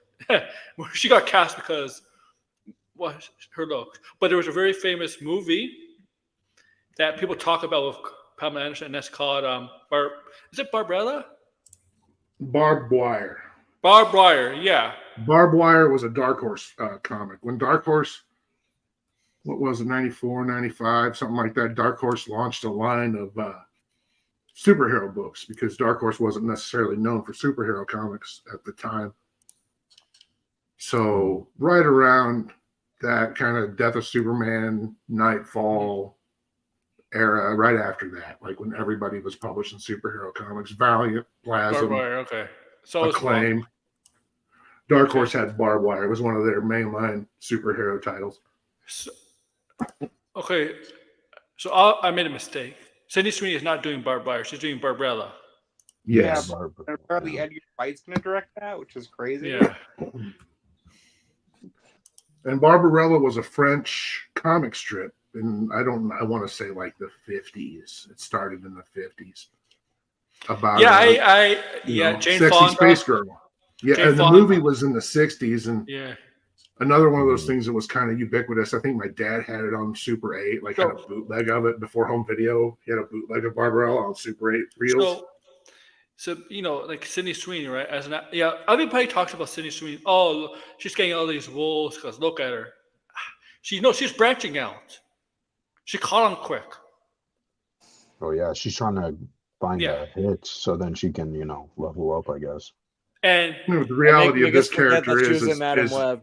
She's getting the part because of how she looks, which is pretty much why Jane Fonda got the part and pretty much what the character is all about. But we know from some other stuff of Sydney Sweeney is trying to. She knows she said in an interview. I'm not saying she doesn't have range, but this movie ain't the place where it ain't about her. I think this is about. I think people underestimate her acting ability. Well, I mean, we'll see. I mean, if it's Edgar Wright, I assume it might have some. I mean, there might be something there for her to work with. I don't know, man. I mean, it seems like it's a little too. It might be a little too. But I mean, for him. His last movie, he has a Flash Gordon pitch. He had a Flash Gordon pitch that floated around forever. That's just no reason that movie shouldn't have been made. Right, but his last movie was not good, and that was like a female-led movie. And honestly, I didn't. he should not be writing female characters after that movie. Right, like you're talking about Last Night in Soho. Yes. It wasn't horrible. It was just weird. Like he was trying something. Like he was getting out of his comfort zone and doing a very different kind of movie from what he normally. Edgar Wright's a weird well, guy. there's a lot of problems with that movie. As a horror movie, it doesn't really work. But the story itself, it's like. I don't think it's a horror film. I think it's more like a thriller. It's a horror thriller because the girl she's seeing a ghost ghosts. Story, wasn't it? Yeah, it's a ghost story. Like that's what I got. It was a ghost story. Yeah, so that automatically makes it a horror story, a horror thriller / you could say that. But I mean, it had jump scares in it too, and the jump scares. The problem is he has a style, and he tries to fit the style into the genre, and it just doesn't work. It just makes it like just make a horror movie, right? Go back and look at because he was trying to take inspiration from what's that movie with what's that? Repulsion? Is it Repulsion? She's bacchanalian. Hold on. Yeah, what were you? Our girl. What were you getting at with her, Aaron? That it was just her branching out and trying to do stuff different. Well, look at a recent movie, Immaculate. Look, that's not you. When you talk about Cindy Sweeney, people think, oh, Cindy Sweeney's new Euphoria, right? She's going to do nude, or she's always going to look in a bikini or something like that, right? But you look at that movie, Immaculate. I did not see it, but she doesn't play that. She plays a nun. Yeah, it's a horror movie where she plays a nun. Yeah. Oh yeah. She's not. I think she's gonna. Did you see her in Entourage? No. But she was young in Entourage, wasn't she? Like really young. I mean, I don't. How old is she now? She's 25, I believe. Okay, so she was at least. I'm guessing that most of the actresses and actors in Entourage film, because of the material that in the subject matter of Entourage, most of those actors that are doing nude scenes and sex scenes. Well, when did that movie come out? Was it Entourage? 13. 13. No, the movie came out 2013. Oh, Jesus. Not Entourage. What did I say? Entourage? I meant Euphoria. Euphoria was 2019. Yeah. So she was older. Yeah, they're all like hers and Daya. She's been well. She's not like she didn't just burst on the scene. She's been in a lot of stuff. Yeah, she's a child actor. She's in one of the seasons of Handmaid's Tale. She's a child actor. She was in Pretty Little Liars. She was in Grey's Anatomy. I think what she's going to do is she's going to balance the hottie sex pot roles with serious, like and I think she could award bait and shit. She's going to do both. I think she could pull it off because she does have acting chops. And there I don't know about acting chops. I feel like she kind of plays very do you remember the last woman who got this kind of notoriety was like Megan Fox, and Megan Fox cannot act. Yeah, did you ever see but This Is 40? I don't know. Judd I think Apatow's that's This Is 40. She basically played herself, and it was great. If she could play herself, then yeah. I mean, then go back and watch. I dare anybody to go back and watch Jennifer's Body and tell me that is not a fucking terrific performance. I'm sorry. I think she can act. I think it's just that her beauty is too distracting. She does. Well, I mean, look at her and you go, I don't care if she acts. But that's the only movie people can name that she was good in. And you know what? I'll give her credit because she's not doing those high-profile movies anymore. She's doing low-budget films, smaller films. I just named two. Yeah. What was the two? Hold on, I didn't catch. I named This Is 40, Judd Apatow's This Is 40, and ironically, who directed? Did Diablo Cody direct Jennifer's Body? I know she wrote. And ironically, she was in the movie. Yeah, I think she did. She was in the movie Sydney Sweeney, the vampire movie. What was it ever called? On Netflix, I think it was. She was in a vampire movie. But look, Madame Bradley. No, Carrie. No, it was some. Yeah, okay, sorry. Even in Madame Brad, they try to sexualize her. Even if she was a nerd, they try to sexualize her by having her dance on the table, and you see the tie up the shirt so they can show her belly button. Even Madame Bradley did that. Yeah, that was just weird in that movie. Yeah. I was like, oh my goodness, they had to go there. Can you imagine John Cena got his hands on her? No, don't even. I'm kidding. No. A decade late, I guess. A decade late. I just think she's an underrated actress. I mean, yeah, like at the Grassy. I don't know about underrated, but she's her an actress with a yet to be realized potential. Yeah, as a thespian. And she's, you know what? And she's taking roles to branch out to make people think that of her, right? That's what a smart actress does. I remember when Robert Rodriguez and it was one of those rumors that around the same time they were going to Robert Rodriguez and Rose McGowan were going to do a Barbarella remake. But then it was Red. No, then it was Red Sonja, and then it went back to Barbarella. Red now Sonja. we have this. Yeah, are they still making a Red Sonja? Yeah, they are. Is it? It's movie or show? It's a movie, and it's wrapped as far as I know. Okay. 2024. Who made that? Millennium Pictures, the same people that are doing the new Hellboy movie. Oh, it was supposed to star the actress who played Ghost, Hannah Jana Coleman, or what's her name, or Kamen. The actress played Ghost from Marvel. It's supposed to star here. That actress. Yeah, I think she dropped out though. Yeah, and I don't know if high hopes for this movie. It sounds like it sounds like an indie movie, like a cheesy B movie. It doesn't sound like a very serious movie. Yeah, Rose McGowan, he's right. Rose McGowan was originally supposed to star, but that was like a decade ago, like over a decade. Oh ago. Yeah, it was a long time ago. Yeah. Yeah, Millennium Media. That's who. And it was Hannah John Kamen. That's her name. Was cast, but she dropped out in March 2022. I don't know if I have hopes for this movie. Matilda Lutz is supposed to play this character. Don't know who she is. Magpie? Well, okay. But I don't know. It has to have wrapped if they're still filming this movie. I know. Yeah, it's supposed to come out this year. Yeah, I know Hellboy wrapped. So it's shown at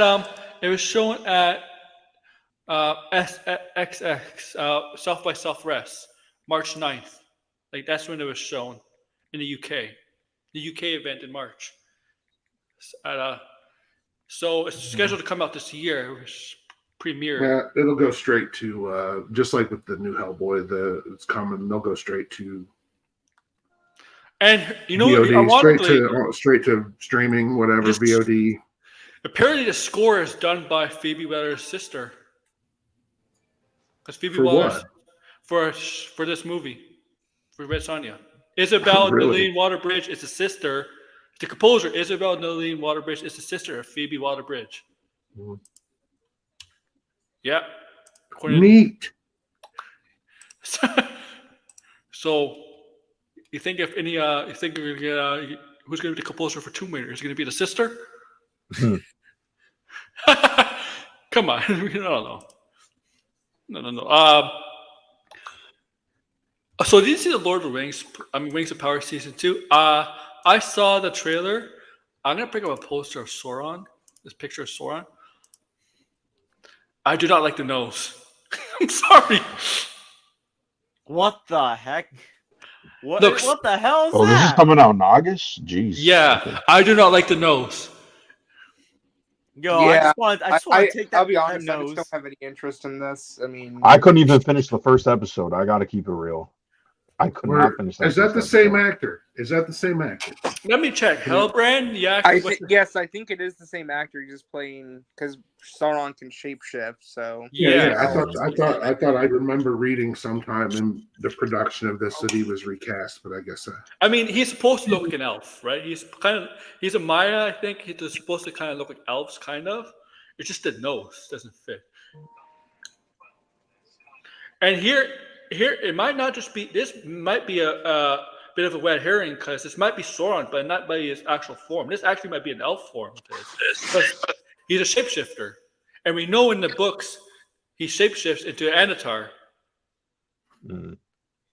Well, actually, that part passed already because they did Forge the Rings in season 1, so he can't really shapeshift in that character. So it actually might be his actual form. Because I know he doesn't lose his physical form. You might know he doesn't lose his physical form after the destruction of Numenor, right? I don't. Did he ever actually like have? Yeah. A He physical does lose his form. He does lose his physical form. Access the destruction of Numenor. And I think he does. But they can't. It's like.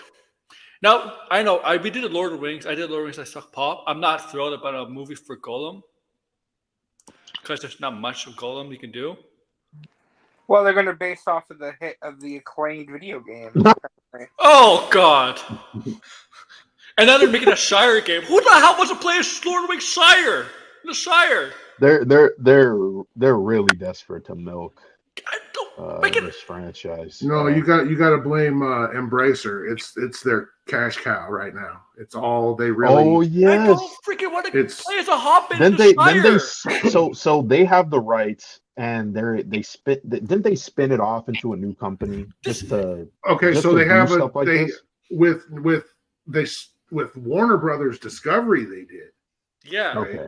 Whatever deal they have with Amazon is the MGM deal, the old Xantz company. I don't know. Right. I don't know if they have a JV or not. There's a joint. Yeah, they got Warner Brothers going on with Amazon. Warner Brothers and Embracer Free Mode have a joint venture called Middle Earth Enterprises, right? And that encompasses everything related to the Third Age, right?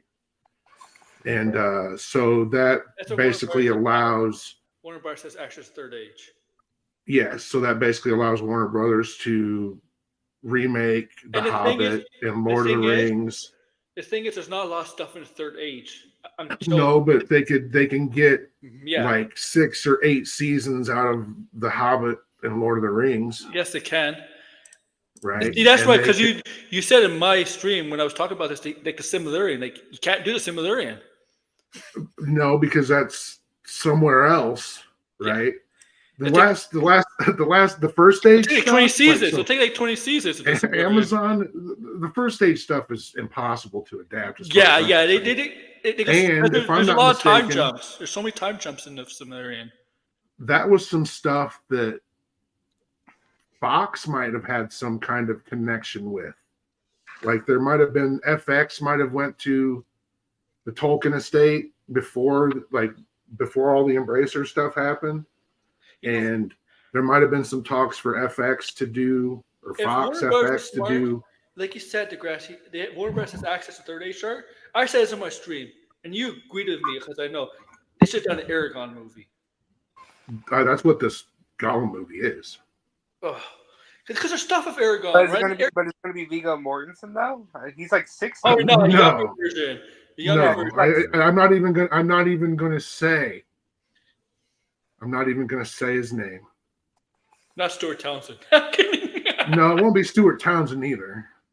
I mean, Aragorn is technically young for his age in Lord of the Rings because of his heritage, right? It's meant to take place in Peter Jackson universe, right? Like, yes, it's yes. Like who do you get? Who do you get to like invoke Viggo Mortensen? Yeah, that's true. He played that character too well. That was one of the best. You don't get anyone to invoke Viggo Mortensen. Yeah. You get someone to invoke Strider, Ranger of the North. You don't. They really only have to look the part, right? Because I'm trying to remember. So we have that part in the like. So what? Is it just orcs going after Gollum? Because as I said in my stream, Degrassi, at the beginning of Lord of the Rings, right? You remember when they were torturing Gollum, right, to find out where the ring is. That's where Aragorn. It's not in the movie. It was not in the movie, but in the books. In the movie, you hear him screaming. They're like all these really nice shots, effect shots of. In the books, Gandalf sends Aragorn to retrieve Gollum, but Sauron's the orcs got them first. There's your movie. Yes. There's your Strider, Ranger of the North, and the Hunter column. Because there's nothing in between. Because in the Third Age, we know how Gollum came to be, and we know we confronted Bilbo, but we know nothing between that time between Gollum and Bilbo. I mean, over time it deteriorates, right? But we don't know what he's done. Like during those 8 because he's immortal, right? The ring makes him immortal. That's what it does. It makes you immortal. He just ate and shit in a cave for 1,000 years. It makes you, like Aragorn's a better story because it's an actual story. He's a long lost king, right? He's a long lost king, descendant of Isildur. Well, the fact that Andy Serkis is directing it would make you believe at least it's more Golem focused. But maybe who does Warner Brothers have all of their money on right now? Andy Serkis? As far as like hot young actors go. Oh, Timothée Chalamet. I didn't say it. Oh, you no. did. No. I mean, can he do Viggo Mortensen? I mean, I guess he doesn't have to do Viggo Mortensen. He has to do Strider. He has to do Aragorn. That's the thing, is that like when Guillermo del Toro was making, you know how different Del Toro's Hobbit movies were going to be than what we got? Yeah. And they just had to throw all of that out. And that's sad. Yeah, that still pisses me off. It's even sadder considering what we got. Some Del Toro influence with the first one. You still can, you know. Not necessarily. I don't necessarily agree with that. I'm trying to pitch two things to GDT. And I don't know. One of them's easy, the other one isn't. So, man, every time Del Toro leaves a project, I just fucking. But if I still can't get over what happened. The reason Grim. The reason Del Toro that would suck too. Let's be honest, Blind. The reason he left is probably actually because he can't film Lord of the Rings in Toronto. Every. I mean, yeah. The Pacific Rim is so good. There was so much promise. That movie is just really great. And that second movie? Oh my god, that second movie. I watch it because it's got giant robots and stuff in it, but like, it's just a bad. What's Power Rangers? They're not even Transformers. All the canceled projects from Del Toro, they're man, there's way too many of them. I'm sorry. Jabba the Hutt movie. If the Hellboy reboot fails again, I'm calling Del Toro to make a third Hellboy movie. Oh, that's there's this Hellboy reboot was a failure from the beginning. It's a tax shelter, right?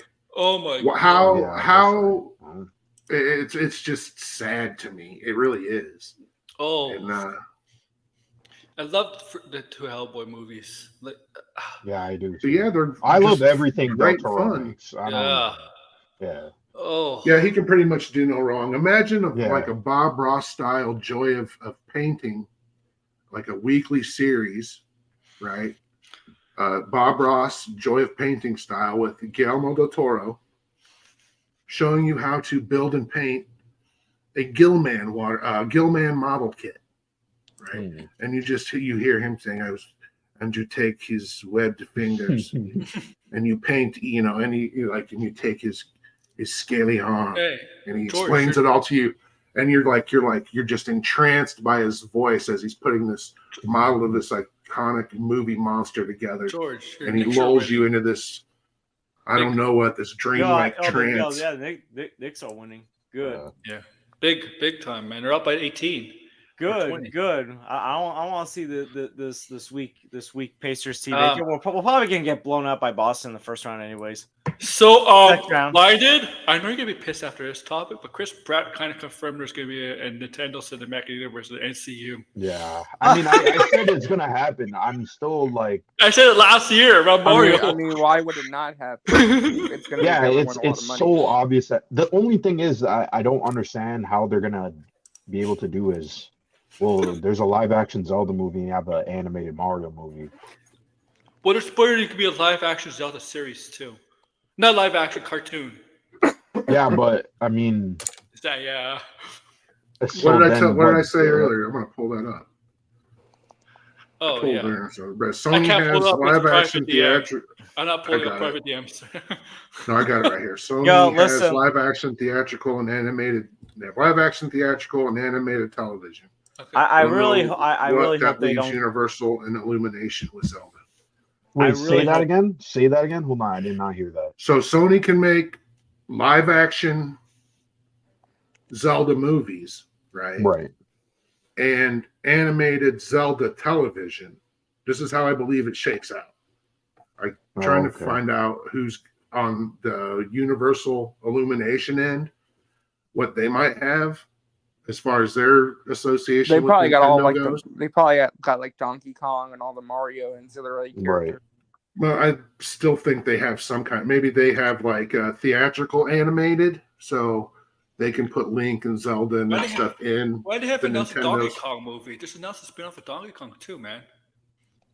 Donkey Kong just needs to be about Donkey Kong being mad that he didn't have a movie before Mario. That's what Donkey Kong used to be about. They're definitely making a Donkey Kong and Luigi's Mansion movie. That's like yeah. I hope they do a Luigi's Mansion movie. I like that game. I mean, the movie had parts of it. I mean, like the tone and style of it. So why not? So how do you do a Nintendo Cinematic Universe? Is it gonna lead to Smash Brothers? Well, yeah, that's you guys. None of you guys are old enough to remember Captain N, the Game Master, are you? No, I do know of that. I know of it. I know. Yes. Of it. Yeah, I know Game Master. Yeah, I mean they did it first. You know, dude gets sucked into his Nintendo and has to because fight Mother Brain, fight with Link, and I want to say there was a 2-part. Yeah, because the villain in Smash Brothers it's us. We're the players, the villain. The hand represents us. Yeah. I don't. What would your roster run to be like? Obviously, Mario, Donkey Kong, Link, Kirby, Pikachu, Samus, an initial roster. Yeah, right. Like maybe like a group of 5 to 7 people, maybe. Oh, for the original Smash Brothers lineup? Yeah. Yeah, it's probably gonna be like Samus, Pikachu, Kirby. I mean, those characters we've already seen in animation and TV shows, so you might as well just do that. Kirby work as a movie though? They have an anime of Kirby. Yeah, I can. Oh, okay. That's interesting. I think it would be more interesting would they do a Splatoon movie, because that seems really popular especially in Japan. Blind. The way movies and video game movies and TVs are being announced more and more. Don't be surprised. Remember, we went down the list of how many movies and TV. Nintendo's definitely going to make an Animal Crossing and Splatoon. Half of them will never be made. Well, you have to remember too, Nintendo has a vested interest in these movies, especially the Universal ones, because they have Super Nintendo Land over at Universal Studios. So that's why a Donkey Kong movie is more than likely. It's already an expansion. I want Nintendo, Microsoft, and Sony. Well, Microsoft doesn't have a studio, but like Microsoft should get involved. I want them to make a movie, a biopic on the console wars. Do something like that. What? That would be a dread. Like it would be worse than that. I'm trying to watch my mouth. I just thought of my mom. I heard my mom say that when I said, God rest her soul. It'll be like that Seinfeld serial movie. No, don't make it a spoof. Not like a spoof. I try. It doesn't matter. I could watch that Seinfeld serial movie and be like, this is not a comedy. Because I wouldn't make it a comedy. Someone should.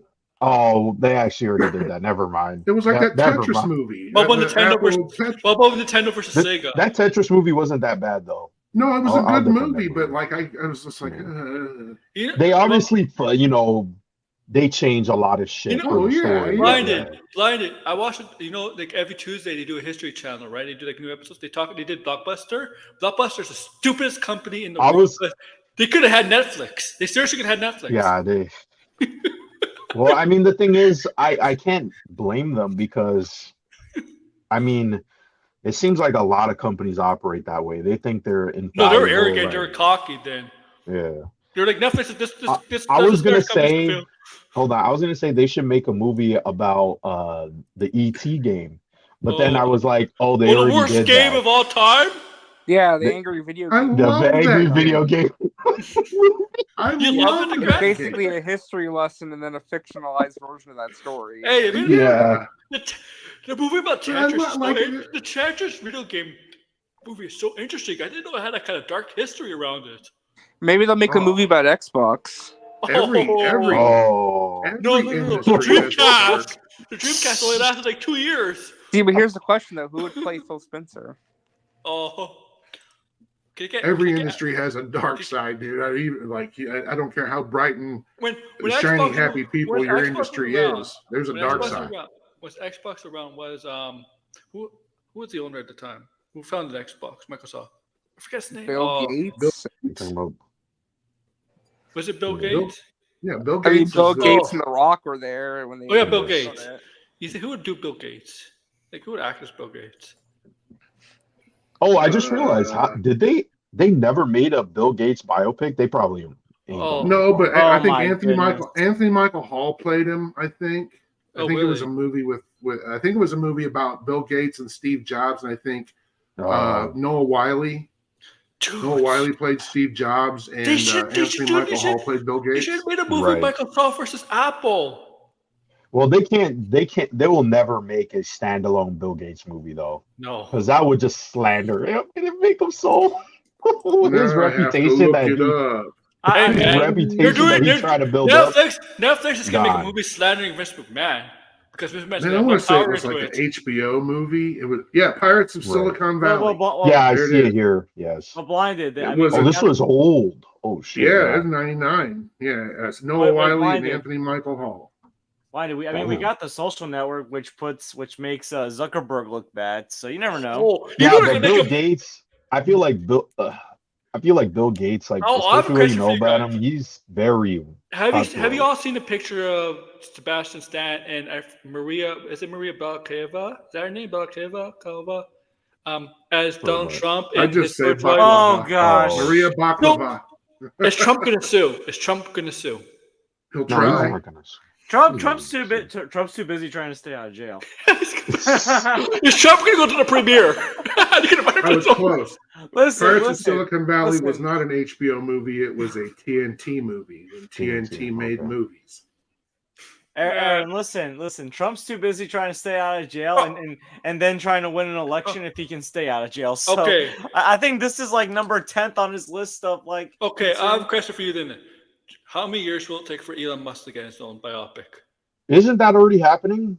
They are making an Elon Musk movie already. Yeah. Who's starring it? They've had multiple scripts of some Tesla movie or something about Elon Musk for quite some time. God, Elon Musk. Who stars Elon Musk? No, it's Aaron Sorkin. Aaron Sorkin's making a spiritual sequel. He's writing a spiritual sequel to The Social Network, and Elon Musk is the main character.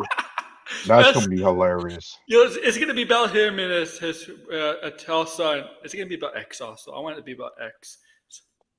It's more than just X, by the way. If you know anything about Elon Musk, this shit's been going on for, 2 decades at this point. Yeah, this guy is a total fraud. This is what I can see happening. He's probably gonna suspend anyone who praises that movie and says it's the best movie of the year. It'll be nope. Did you guys read Walter Isaacson's book? No. His biography of Elon Musk. There was parts that came out that were pretty funny. I think, my God, Walter Isaacson's just like, whether you agree with his politics, he doesn't really editorialize. Not that he does, but I'm not clear on his politics really. Right. But that book, I'm guessing he's on the left. Elon's a smart person. Because if he's in search for the truth, A24 owns that. A24 owns the rights to that. You know, dumb people get rich. You know, dumb people get rich. Darren Aronofsky's. You know, dumb people get rich. No, but Elon Musk. It's not even about whether he's smart or not. His dad owns a freaking emerald mine. Like, you know how dumb people get rich? They hire smart people. And I don't think he's a dumb person either. I don't think he's a dumb person. I don't think he's Elon Musk. He's not that dumb. He's not dumb. He's just he knows how to con people. Listen, he knows how to con people. Like most billionaires. play people and kick them out of their own company. Well, he knows how to set himself up to make it look like he's some smart person. So, like most billionaires. I was gonna mention also something else. Apparently, they might have already cast Booster Gold, so that news might be coming up pretty soon. Have they announced the showrunner yet? No. The only thing we know is that apparently they're going to start filming that in July. Which is so crazy. It has a showrunner. Most likely it does, right? There's no way a show shoots in 60 days. But they haven't announced anything about that show. That's the Jody Hill's written. I know Jody Hill's written at least 2 episodes. If that helps you out with anything, I know he's probably directing those episodes, if not more. But there was nothing. Was there? I'm pretty sure there was nothing officially announced about that show. Like they may have talked about event for Warner Brothers tomorrow. So there might yeah. We're probably if it's not there tomorrow, then that's going to be weird. I'm crossing my fingers for a Penguin trailer. That's what I'm crossing. So yeah, Jody Hill actually writing and directing every episode of Booster Gold. There has to be somebody who could. Who's writing Booster Gold? That's the other question. Jody Hill writing and directing every episode. Oh. All right. How many episodes of Peacemaker did Jody Hill do? Peacemaker. I'm kidding. Jody Hill's a comedic genius as far as I'm concerned, and I see no wrong. So, but here's the question, though. Is Chris Pratt going to be Booster Gold? Probably not. Definitely not. No. It's television, so I don't. Has he even done television? He does television. He did recently. Amazon show. Oh yeah. Doesn't he have another? Yeah, but that was. He's doing another Amazon series too. Is he? Yeah.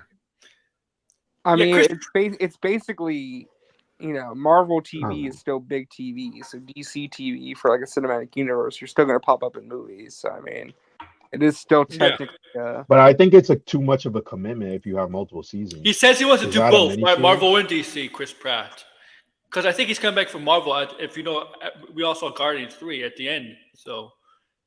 Yeah, but movies, I think. Yeah, it'd probably be better suited for movies. But yeah, I forgot he did those series, or that one series. Remember, series get A-listers now, man. It's not. Yeah, but it's still, but they can't. That's not financially sustainable. And also too, it is for traditional outlets like HBO that can offer someone like Kate Winslet, her production company, like Amazon can. a multi-series. Amazon can. I mean, like Amazon can. HBO can, but streamers aren't offering A-listers. At least not that I can tell. It doesn't appear to me that Netflix is going out to, HBO. No. So, Netflix is not. But HBO does. HBO does. Yes. Aren't these DC shows supposed to be cheap too? Warner Brothers. They're not supposed to be super expensive shows. Warner Brothers is willing to work with a bunch of different production companies. Well, what do we constitute as cheap though? Because they're not going full blown out like this is going to be like the most top tier expensive television shows. That's what I mean. I mean, no, they're not. There's a reason why the Lantern show is Earth based, right? It's just work though, and it's obviously going to be expensive, but it's not going to be mind blowingly expensive like some of these new shows. Yeah. Well, I don't even think the Marvel shows are going to be that expensive going forward because there's no reason. They're not. Yeah, they're cutting back. I mean, that's weird. Like we have six Marvel live adaptations for 2025. Now, which, by the way, I'm going to call it right now. I feel like Agatha and Ironheart are like the last of those kind of shows we're ever going to get. And what I mean by that is, hopefully, I feel like they're like the last of like those 6-episode movie event shows, and then like from the I don't see Vision Quest getting made. I don't. That's like the only other show we haven't heard about yet. It's supposed to be filmed. Apparently, it's supposed to be filming soon. Yeah, I think it's already in like. I would turn Vision Quest into Young Avengers. I would just merge that with Young Avengers. Man, they should never. I'm sorry, but they should get away from Young Avengers. Get away as quickly as possible. I think it's too late, though. It's too late. They're already committed. Like all they have to do. It's gonna be all they have to do is appear in the Avengers movies. That's it. Well, how are you going to establish? Blinded just called it. Yeah, it's not that hard to get rid of. Just honestly, don't do a Young Avengers show or movie. Honestly, I don't want Happy Hero to be an Avengers movie. That's going to take, it's not only going to tank, but that's going to ruin the MCU brand at this point. Because people already, I've seen people make fun of the Young Avengers already, which I'm like, oh shit. Ooh, I think Deadpool could be a comic book movie masterpiece, the likes of which we've never seen. And it's not going to matter to the greater... it's just not. I mean, they'll sure will matter story wise and all that, but it's just not gonna have. I think Deadpool's gonna do fine because it's not gonna be MCU tone like. It's gonna be like Deadpool like tone and Wolverine tone. Well, honestly though, I think Fantastic Four has a lot of goodwill going into it, like a lot of excitement. Good casting, yeah. There's gonna be nothing that anybody thinks it is. Out of any of these upcoming projects, that's the one that is the thing. If Fantastic Four bombs even for a sees third coming. time, if Fantastic Four bombs for a third time, you may not see a Fantastic Four for another 10. I don't think it's going to years. bomb though. I think it's going to do okay. Like I think I don't think it's going to make it. I don't think it's going to make its release date. Well, I don't. No, think there's no way. Yeah, I don't think unless it's already been prevised to like where like the movie's basically. They keep pushing back to filming dates. Well, here's the thing, though, right? It's just like, I just think it just needs to be a good movie. That's it. Its job is to just be a good movie. That's it. It only needs to make the bar is so low with Fantastic Four. I mean, touch four stick, right? I think. Yeah, I agree with RJ. I don't think it needs. I do think it should be a good movie. They seem to have a lot of interesting ideas, so I hope it's more than just a good movie, but I mean, some good of these movie other helps stuff, it though. Good movie helps. Captain America: Brave New World, I think is gonna bomb. Oh, I don't know if it will bomb, but I think that movie is gonna be. Oh man, they're gonna have a lot of problems, man. I don't think that sounds like a mess of a movie. Yes, it does. I get that they don't want to cancel the movie or look bad, but. Man, like you can already see what's gonna happen. Like people are gonna be making videos. I think there's even gonna be like general audiences who are gonna make fun of that movie and just say like, but we're not gonna get "How the hell did you?" But Red Hawk's gonna be this? Red Hawk's gonna be this kind of leaked. They kind of leaked it already. Yeah, but I still don't understand why you would pair up Red Hulk in a Captain America movie. I get it. You're not gonna make a Hulk movie, but it just.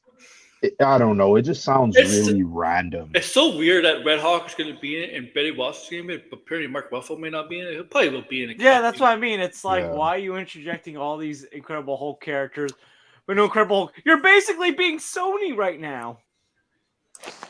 Thank you. You're going to have all these Spider-Man movies, but no Spider-Man. Yeah, I'll go see If tomorrow. Oh, no, RG dropped out. Right when he was I just got invited to a screening of If. Yeah. I don't know, because here's the thing, right? My birthday's on Friday, and every year I go see it when it comes out the weekend of my birthday. But I look at those trailers and I'm just like, I don't know if I want to see this. I don't know. Oh, I read the Kingdom. I don't know. I read this Kingdom. The Wait, what movie? Say that again. If I'm not interested in If. Ooh. No, I mean, but like if somebody sends you a text and says, "Hey, we're watching If in 45 for free," minutes. right, Degrassi? You going for free? Yeah. Free? Why not, man? If you have to pay for it, yeah, it's a different story. Even if it was free, man, I mean, people are saying it's good and it's better than what the trailers made it out to be, but I don't know. Man, like I like if you guys knew some of the shit that I watch or movies that I love, like, man, like, you think Perp likes shitty movies? Come on. It's not even about whether I like shitty so bad they're good movies. It's just some movies. Yeah. Some movies, like, sometimes like they transcend the so bad they're good, where like like a train wreck good. You know, like you're rubbernecking the whole 90 minutes or but whatever. That's not movies it, like though. that usually aren't longer than 90 minutes. It doesn't look like that type of movie. It just looks insufferable. Like I just couldn't watch it. Planet was like Kingdom was like a 2.5 hour movie. Yeah, but it keeps you like engaged. Here's the funny thing, right? Because I saw The Fall Guy and I saw Kingdom. I think The Fall Guy is a little bit shorter than Kingdom, but The Fall Guy feels like a way longer movie. Like I feel like The Fall Guy does drag a little bit. But every movie drags for me. There's always some point, you know. There's always some point in the movie where it's like the only problem I have with movies, like it's the commercials. I don't want to see commercials at a movie theater. I call it. For me, it's always been the Dagobah syndrome ever since I was. There used to be a time 10 years old. There used to be a time when they never had commercials at the movie theater. It used to just be trailers and stuff. I want you to imagine what it would be like for a 10-year-old sitting in a movie theater watching Empire Strikes Back for the 35th time, right? And being like, yeah, I don't know if I can sit through this. And you know what the worst part is? Frog dude. One more time. You know what the worst part is? They start the commercials right at the time when they tell you the movie. Say the movie starts at 12 o'clock. That's when they start the commercials at 12 o'clock. Yeah. Some states here in the U.S., it's illegal to put. They put like the time the lights go down. Right. And then they put the actual time the movie starts. And oh wow, that would be super convenient. Wow. They don't do that. They do not do that here. I just show up when I'm supposed to show up. Yeah, it's one of those. I don't think it happens in very many places. If you live in New Jersey, you can't pump your own gas. Yeah. Did you know that? Oh, really? Yeah, no. If you live in New Jersey, they have no self-serve? No, it's illegal for you to pump your own gas in. That's stupid. Wait, what's the reason? I'm curious. I don't know. All gas stations are still full service. There might be some counties where they're, but I believe the state law in New Jersey is still all full service gas stations. I blame it keeps people employed. That's not the same in New York, right, George? They still self-serve, right? I think they do. The thing is, like my mom rarely gets gas because of other stuff. So, that's. I mean, I use public transportation, so I rarely ever go to a gas station. Right. It's the rugged individuality of the you know what? I feel like there should be like a hidden Kevin Smith joke with the gas by saying that Jay and Silent Bob is the reason why you can't pump gas in. I think mostly in Toronto it's mostly self-serve. In Toronto? No way. In my area. I was about to say where you live in Toronto, but I'm like that would be a dock. So I'm sorry. No, there's not. There's I live in Bonneville, so I don't live. I haven't. Oh, then maybe. No, maybe. I don't. But mostly outside of like in the city area or in like in Etobicoke and Scarborough, that's mostly there's no self-serve. I feel like anymore. That's definitely a Vaughn thing then. Definitely. Probably in But anyway, forget about it. That's weird.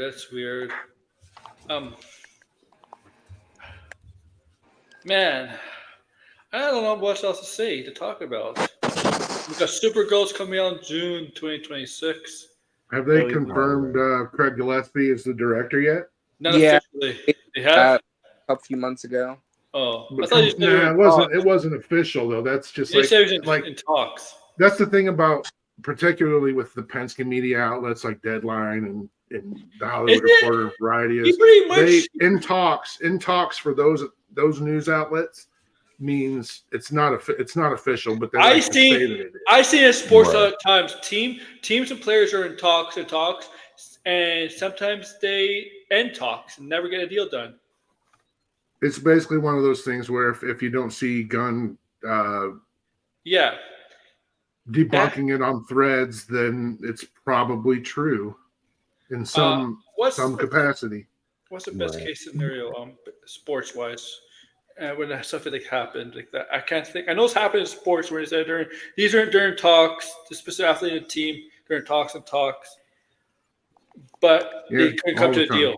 Yeah. Well, Aaron, remember back in 2015 when like DeAndre Jordan originally signed with the Mavericks and the verbal agreement, and the Clippers held him hostage until they signed an agreement. That's because in sports, when you sign your contract, you don't officially sign your contract. The actual contract is after you pass your physical. Here, I'm gonna turn one of George's NBA analogies into a movie casting analogy. That's how. Literally, I could see Kevin Feige if one of his actors decides to go DC, he holds them hostage until they sign a new Marvel deal. That's what Warner Brothers did that to Jack Nicholson and Robin Williams for Batman. There's a player in 2022, Carlos Correa of Minnesota, right? So he was a free agent, right? In off season, right? This guy's always had injury problems, but when he's healthy, he's really good. So he's a free agent. So he signs the Mets, right? Fiscal signs the Mets. So when that means he signs the contract with the Mets, but that's not the official contract because he has to go past his physical. So they go to the physical and they find something wrong. They sign for something wrong. And they're like, nope, we can't sign. We void the contract because he never officially signed the contract. The first contract is not the official contract. It's the one after the physical in sports. That's the official contract in sports. So what happens is San Francisco managed to go after him. You know what? We could sign him for cheaper because his value went down because of the injuries problems, right? His value went down. So San Francisco signs him, right? Then they do their physical and they find something wrong. So they void his contract.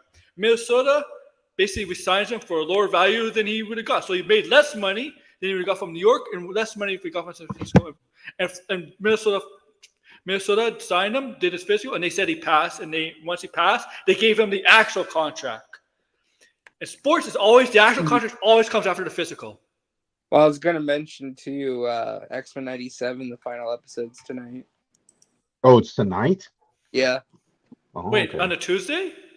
Yeah, I mean, well, tonight, because when it's midnight, it's Wednesday, so yeah. Oh, yeah. Okay. I'll watch it tomorrow then.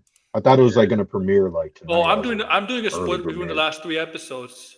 Sometime 2 a.m. here. Yeah. Ooh. I still don't see how we don't end up in Krakoa, but whatever. Man, stop. This show's too well, good. We'll see. I think that might be a bit of a jump to do that because where we are now is. I do too, but I feel like, or how it could potentially dovetail into Deadpool. Oh, they said Deadpool. Yeah, there's a reason why they said Deadpool. They were not allowed to use Deadpool in the show. Yeah. Bo DeMaio said that, right? Yeah, because they confirmed it. They confirmed it. And yeah. I know. See what you need to. You find it interesting that somebody who was fired from a TV show has been fully engaged in promoting said show and stop them and providing insight into said show. Well, hello, puppet. Come on in.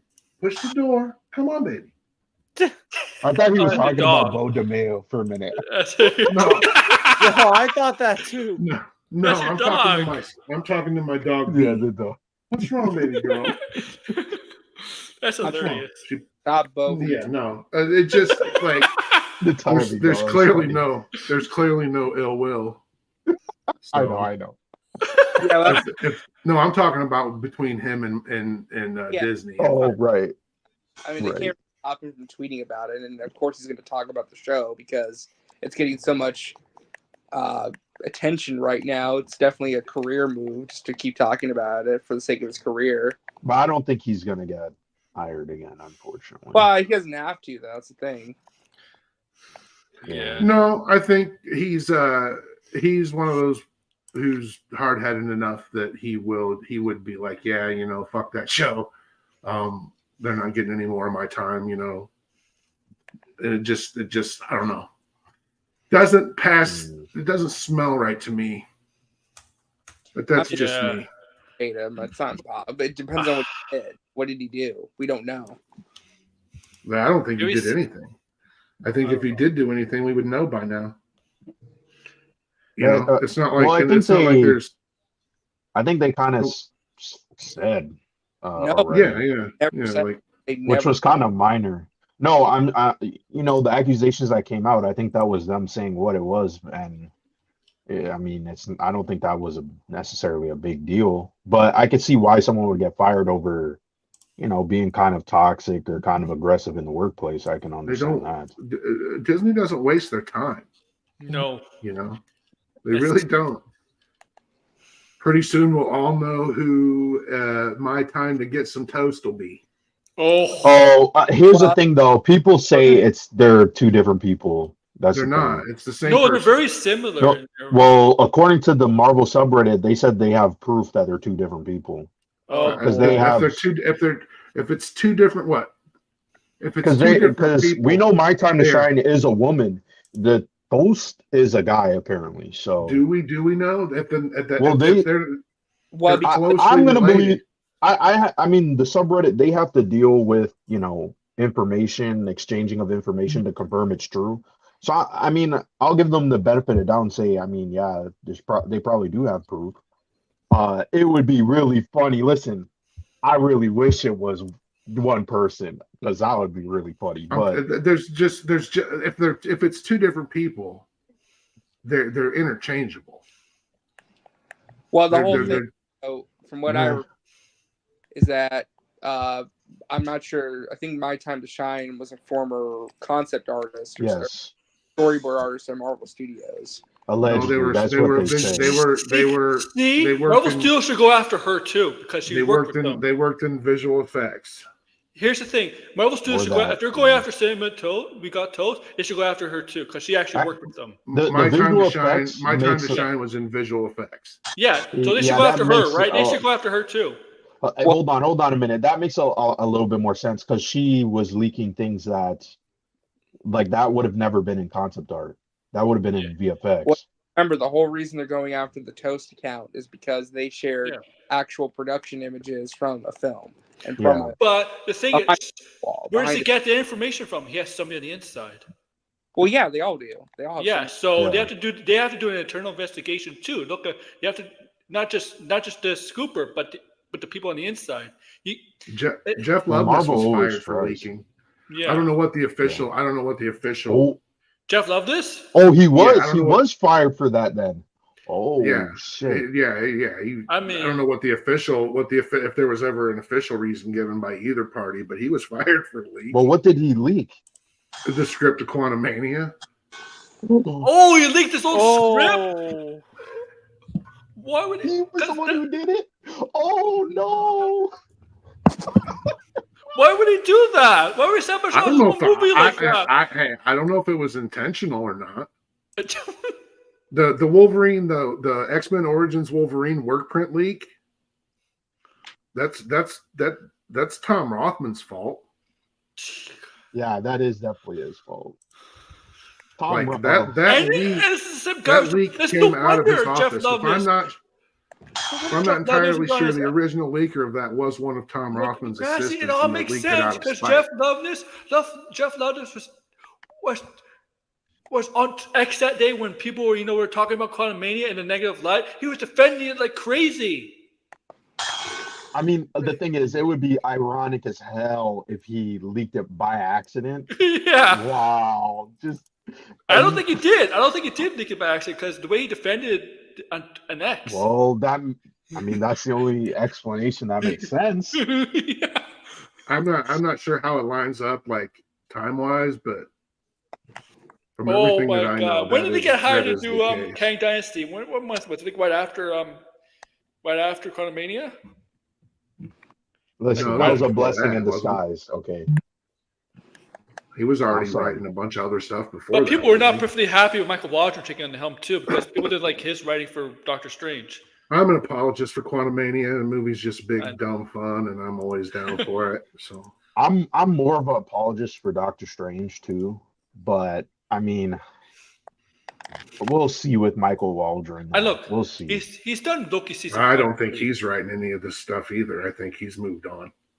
Oh, really? You think you're getting a new writer? I think there's a lot of stuff going on there But they keep saying that Avengers is going to film by the end of this year. That sounds kind of like bullshit. Well, they'd have to announce it at Comic-Con then. Announce it already. I mean, they don't necessarily need to announce it. The movie's announced. They just don't have a title, right? They don't have a title. So Superman and Fantastic Four, a week, 10 days apart next summer? Yeah, I think 2 weeks. Yeah. About a week. 2 weeks? Yeah, 2 weeks.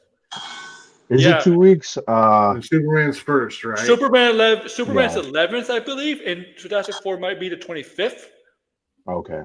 So those are exactly 2 weeks, right? 11, 18, 25, right? The 7 days. So we're looking at. So I'm thinking about comic book solicitations, right? So this week we get solicitations for August. It's May, June. Yeah. So. Yeah. I don't want to say that not this month, but next month, maybe if they're Creature Commandos tie-in comics, that we'll see solicitations for those, and that the whatever ranges of toys there will be, whether it's all McFarlane or McFarlane and another licensee. But we'll start seeing that stuff real soon. And to me, that means they don't start filming FF until July, right? End of July, yeah. And they said originally spring. They were going to film it in spring. Yeah, and they just hired these new writers when these didn't they just hire 2 new people? They finalized the script, as far as I'm aware, a few months ago. They're locking down their cast right now. But it seems like I don't think it's, but I do think it's going to come out next year for sure. Well, yeah, but I just don't see it making. I don't know how they have it. I think these movies are like they do. Like I said, how Marvel made. They're used to. They still do in some instances. I think it might get moved to the fall. I think it might get moved to the fall because Marvel rarely releases movies in July. I mean, I know Thor. They do. Yeah.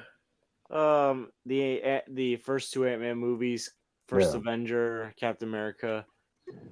This year they're releasing. Well, that's all spring, George. That's all spring.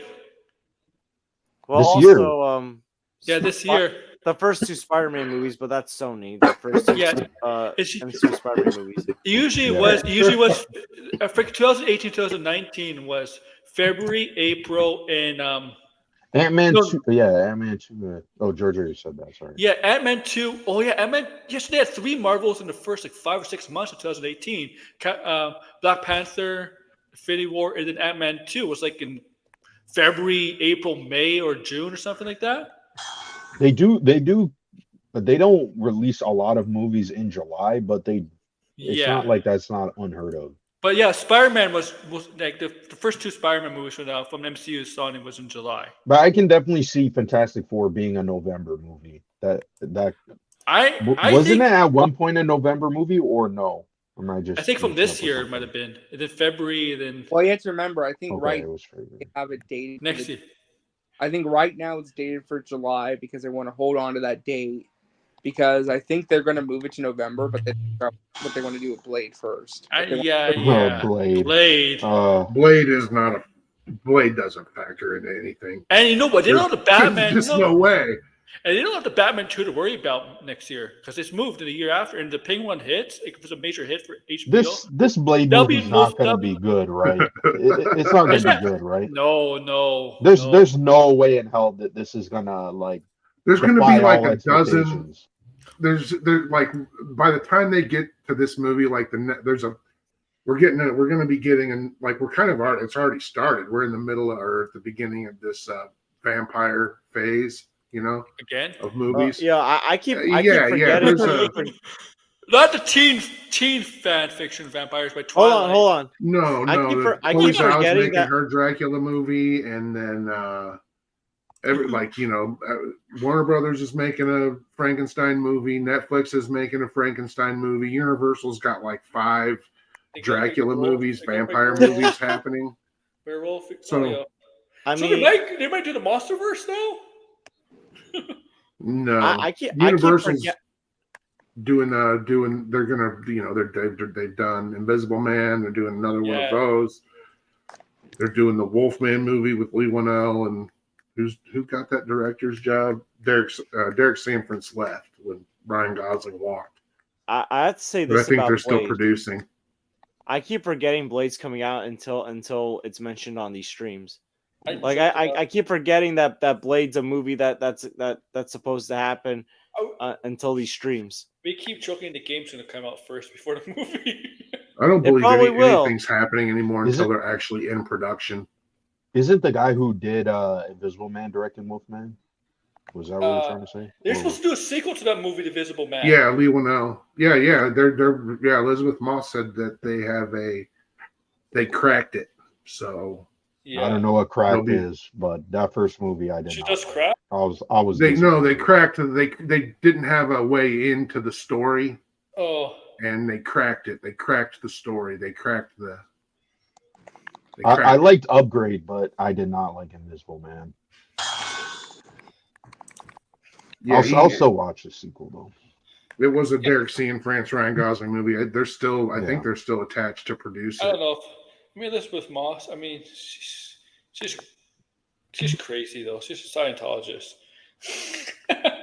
That's why Fred Armisen left her. Oh, and Fred Armisen left her for Natasha Lyonne because I know they dated too. Yeah, Fred Armisen and Elizabeth Moss were married. Oh. But what were we just talking about? I don't know because I have no topics left. We were talking about Lee Winnell. That Blade's never going to happen. Yeah, Blade's not going to happen. Yeah. The game's going to come out first. That would be funny if the game did come out first. I would laugh. I would laugh. I mean, that's a poll I put on the Twitter like I don't know months ago, maybe January, February. I don't know. Like after the presentation, after the Video Game Awards. Right. I have nothing else to say. It's almost 10 o'clock where I am, and we almost been on for 3 hours tonight. And I believe on Max's channel, Blue Jay is doing a very subject that we kind of like to talk about from time to time: a Snyder tier list. Yeah, but we don't talk about the way that they talk about it. Wait. How can you do a tier list if it's all going to be an F? I'm sorry, I had to make that joke. So I'm going to do, promotion. I'm going to do some plugs. So, George, go ahead yourself and plug yourself. Okay, you can find me at the George. I didn't do any videos because I just was on a Disney cruise where I got to see Kingdom of the Planet of the Apes for free on. So that'll be probably my first video back to review on Kingdom of the Planet of the Apes later this week. I know Furiosa is coming out, but I don't have time to review all the Mad Max movies. Maybe I'll review Mad Max Fury Road before Furiosa comes out. Don't know yet, but yeah, you can find me at the George. Don't know if I'm doing any streams at the moment, but yeah, you can find me at the George. I'll put the link in the chat. Yeah, go ahead. If you guys want people to subscribe to you, just speak. If you're mod, put the link in the chat, please. Grash, if you have anything to plug. No, I just post stupid shit on my Twitter. Yes, you do. RJ? Oh, gee, thanks for the rousing endorsement. Yeah, what you post on Twitter is stupid shit. RJ, go ahead. Oh, sorry, I had to leave for a second. What's going on? We're gonna end it, so we're just going through plugging now. So Resident Justice, Twitter, Instagram, all that good stuff, and YouTube's, all that good stuff. Thanks for having me. You're welcome. And Blinded. Later, RJ. Peace, RJ. Go follow me on YouTube, Threads, YouTube. I'm planning. Let's see if I can make it. I'm just trying to have a video out by Sunday because, I'm trying to put some more production quality into it, focus on sound design. So I'm trying to aim for a video every week. So we'll see how that goes. And on Threads, I just post if I was on Twitter. I saw. You saw that? You missed I saw your latest big news story today, Aaron. Oh, right. What? The Golden Bachelorette has been named. Reality shows are more rigged than wrestling. 61-year-old Joan Vassos is the first leading lady. She was a contestant on the first season of The Golden Bachelor. Oh man! So, I mean, 61. You know, she doesn't look 61. I'm not being serious. I don't care about the Golden Bachelorette, but it'd be. I would put my mother-in-law on it. I never watched a Bachelorette or Bachelor episode ever in my life. And Neither have I. Neither have I. I don't like my wife watches reality television. I hate reality. If you're getting married to someone for another country, or if you're getting married to someone you've never met before. Before I end the show. Reality television, I think, is one of the most unhealthiest style of entertainment because it exploits people's issues of people, specifically like teenage daughter stuff or a 500-pound show, fat people, those kind of shows, stuff like that. I don't think it does anything positive for.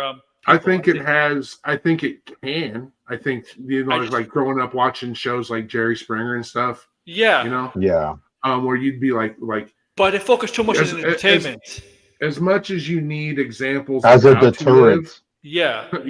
As much as you need in your life and growing as a human, examples of how to live, right? You also need examples of how not to live. And they provide insight where I call them human suffering channels. I just don't think reality shows do a good job of that. Yeah, I do too. Like the There Is No God channel or the Human Suffering channel. No, where it's just relentless. It's all entertainment. Reality shows all entertainment. And you know what? Entertainment. People have problems, have issues. It's all about entertainment. It's about exploiting their problems. Yeah, right? Yeah, it's true. I don't like. I don't want to go in detail about reality shows. Because I want to end it. So yeah, I might do something like this again tomorrow based on Warner Brothers up front. Who else is doing that up front tomorrow? Warner Brothers and is it Netflix? Yeah, Warner Brothers, Netflix. There's only a couple more, I think. Warner Brothers, Netflix, and Apple. The Apple go? Or is that Thursday? Because Apple does show. 24. Usually did Paramount go already? Paramount. Who else has some? CBS. Mm-hmm. They're usually done like on Wednesday. Is it Paramount CBS? Yeah. Okay. Right now it is. Right now. Yeah. So yeah. That might not be for much longer. Yeah, but we'll see. Yeah. Since Warner Brothers doesn't have CW, that's like a creator. I thought they sold that off, CW. They did. What I'm saying is they don't have anything. Like CW was like an anchor, even though ad sales were in the shitter. The CW anchor for DC. Well, no, it was a broadcast network. It was a Warner Brothers owned broadcast network, and a lot of the IP that went through that network they owned, right? And they made however much advertising money was there, it was enough to keep it going for long enough, but. There was obviously an upside for them to sell it, right? But let's see, Monday, Tuesday, Wednesday, Warner Brothers, Discovery, Netflix, and YouTube. I don't care about YouTube. And I believe tomorrow, that's it, the last three. Okay. I don't care about what's YouTube? See, it's all about selling ads. YouTube doesn't do TV anymore, streaming anymore, does it? That's not what the upfronts are about. Oh.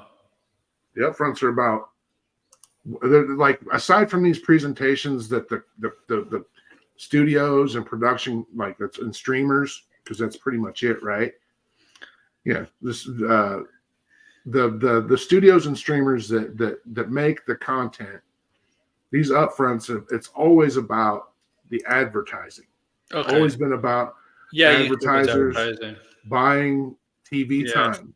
Right. Yes, YouTube as advertisers. Yeah. And so aside from these flashy presentations that go on that we get to hear about and see, there's an entire other side of it that is like like a trade show almost, where you're presented with new technologies and data analytics, and it's like, especially now AI, different AI companies coming at you with how to there's a whole other side to it aside from this stuff that interests us.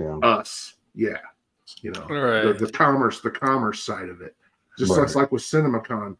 At CinemaCon, the like what we see, that's not what people like me go to CinemaCon for. We go to CinemaCon to see like new projectors and like laser popcorn poppers and like like the theatrical experience. Yeah, 160 new kinds of flavored soda, and like, oh, here's carpet that nothing sticks to, right? Okay, that's what CinemaCon's really about. They sell the movies for the distributors, and that's what it used to be called. It used to be called Show West, and it was just the studios and exhibitors people that own movie theaters, and select press, and very rarely did that, like, you would see when it was going on, you would see like maybe Entertainment Tonight or like Gene Shalit on the Today Show or Joel Siegel on Good Morning America, or who was CBS's movie critic. I don't even know if they had one. I don't know. It was probably like, what were those two stiff as a board guys that took over for Siskel and Ebert? Anyway, all three of your main networks had movie critics. They were all on the morning shows, and like they would be there. Maybe whoever did, like Peter Travers from Rolling Stone, and that was what it was. It was a huge convention with stars and studio heads. Now it's just I don't know. It's you go there and it's John Campion, Andy Signore. It's like, I don't want to. I'm not here to see that. I don't want to see that. I don't want to see Grace Randolph crying in a corner because a presentation that made me cry. A public Why are you hurting Morbius's feelings? Made her cry. Oh my gosh! Sony just announced Morbius 2. So it's just another one of those things. But laser popcorn poppers are why do people love cool. James Gunn so much? If Sony did announce Morbius 2, I'm done going to the movies. I lost all faith in movies. I don't think Morbius was such a flop that they would look dumb announcing a sequel.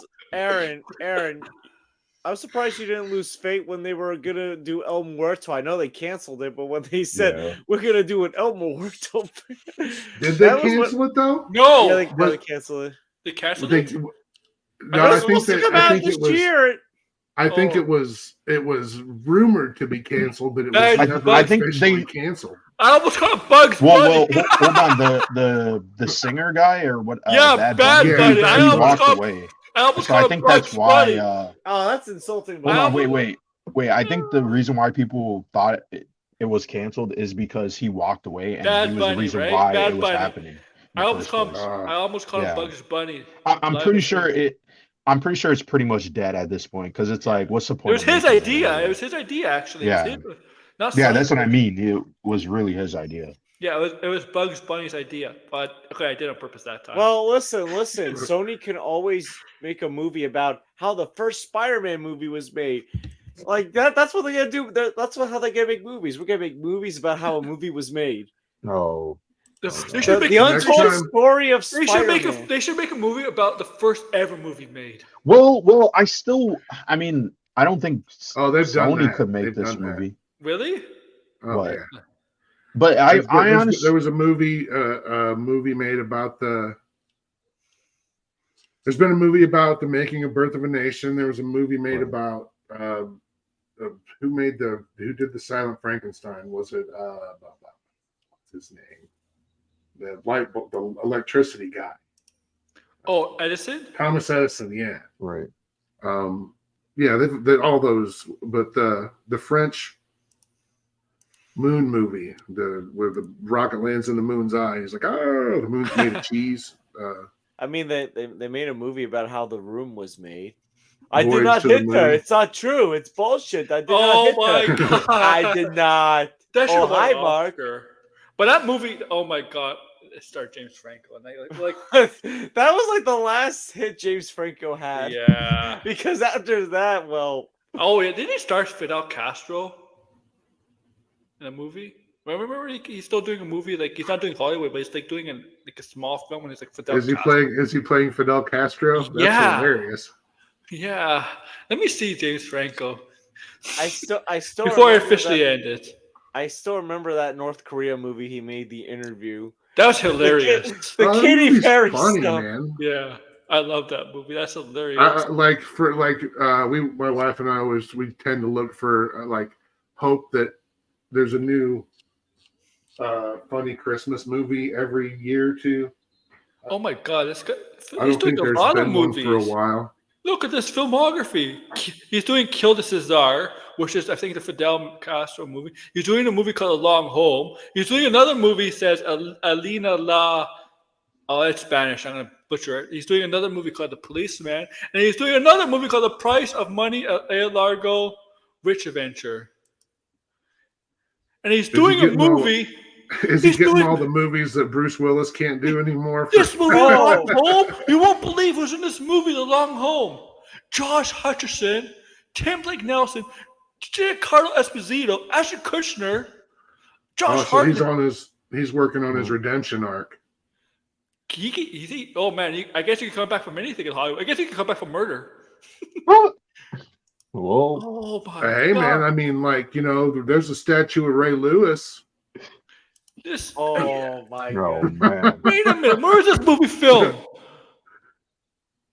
Okay, so here's the thing. Wait. Hold on. I just kind of. Can't I find his filmography? There we go. What movie are you talking about? Okay, this film was filmed. Okay, this film was actually filmed back in 2015. What movie? The Long Home. So. Oh, The Long Home. So yeah, so. Wait, so a movie that was filmed like almost 10 years ago still hasn't come out? It's called French action thriller. That's going straight to streaming. Let's see. Yeah. He's getting all the. Oh, that's right. He is making a Charles Bukowski movie. I might have to see that. My God. Yeah. Aaron, you know what they should make a movie about? I mean, look, if this movie called A Long Home was done film in 2015, and it says on Wikipedia to be announced, that film should have come out long ago because he was canceled. He wasn't canceled around 2015. He was way after that, right? Yeah, but he's been making this movie. Oh. I think it's one of those where whenever he can get the people that he wants. Did direct it. That he's done it over time. And Aaron, I got an idea for a movie. You should make a movie about LeBron James, The Decision, and have LeBron and Skip Bayless play themselves. Have Skip Bayless be in it and be like, this movie, LeBron James. This movie, Degrassi is production company called Rabbit Bandini Productions, but there's no distributor. And yeah, they probably like. Yeah, no, he's not on a redemption arc, is he? No, he done so. Yeah. Right. Well, his brother's still got a career. Yeah, his brother's fine. Good. I'm glad that James Franco's problems does not affect his brother. Does not affect his family. That's a good. That's always a bummer. Yeah. So yeah, I'm gonna plug my stuff because I really don't want to end it here. So tomorrow or Thursday we'll do another Let's Talk Pop to recap Warner Brothers and Netflix. But and then later this week, maybe on the weekend, we're gonna recap the final 3 episodes of X-Men '97. George, binge it because it's really, really good. Maybe during Memorial Day weekend when I have some free time. You don't know what you're missing right now, man. Trust me. Because I think Saturday I'm going. I think I'm going to a Yankee game. And I'm probably gonna start doing summer planning for my summer class, like teaching wise, because 240 kids this summer. I'm telling you something, George. And these two, this show has like so many oh my god moments. Yeah. No, I mean, I want to watch it. I just gotta make the time for it. Yeah. All right. Yeah. So yeah, I was like my 20s when the show was on TV, so it was just like we would get up on Saturday. It was, yeah. Yeah, like, it was. I still watch cartoons, you know, and it's definitely like light years beyond that cartoon, you know. Like yeah. Oh, light years beyond, yes. I know what they're doing. You'll see. All right. You'll all see. You and your little dog. It's like Kronk from Emperor's New Groove. Care, oh yeah, it's all coming together now. Take care. Yeah. Good night, everyone.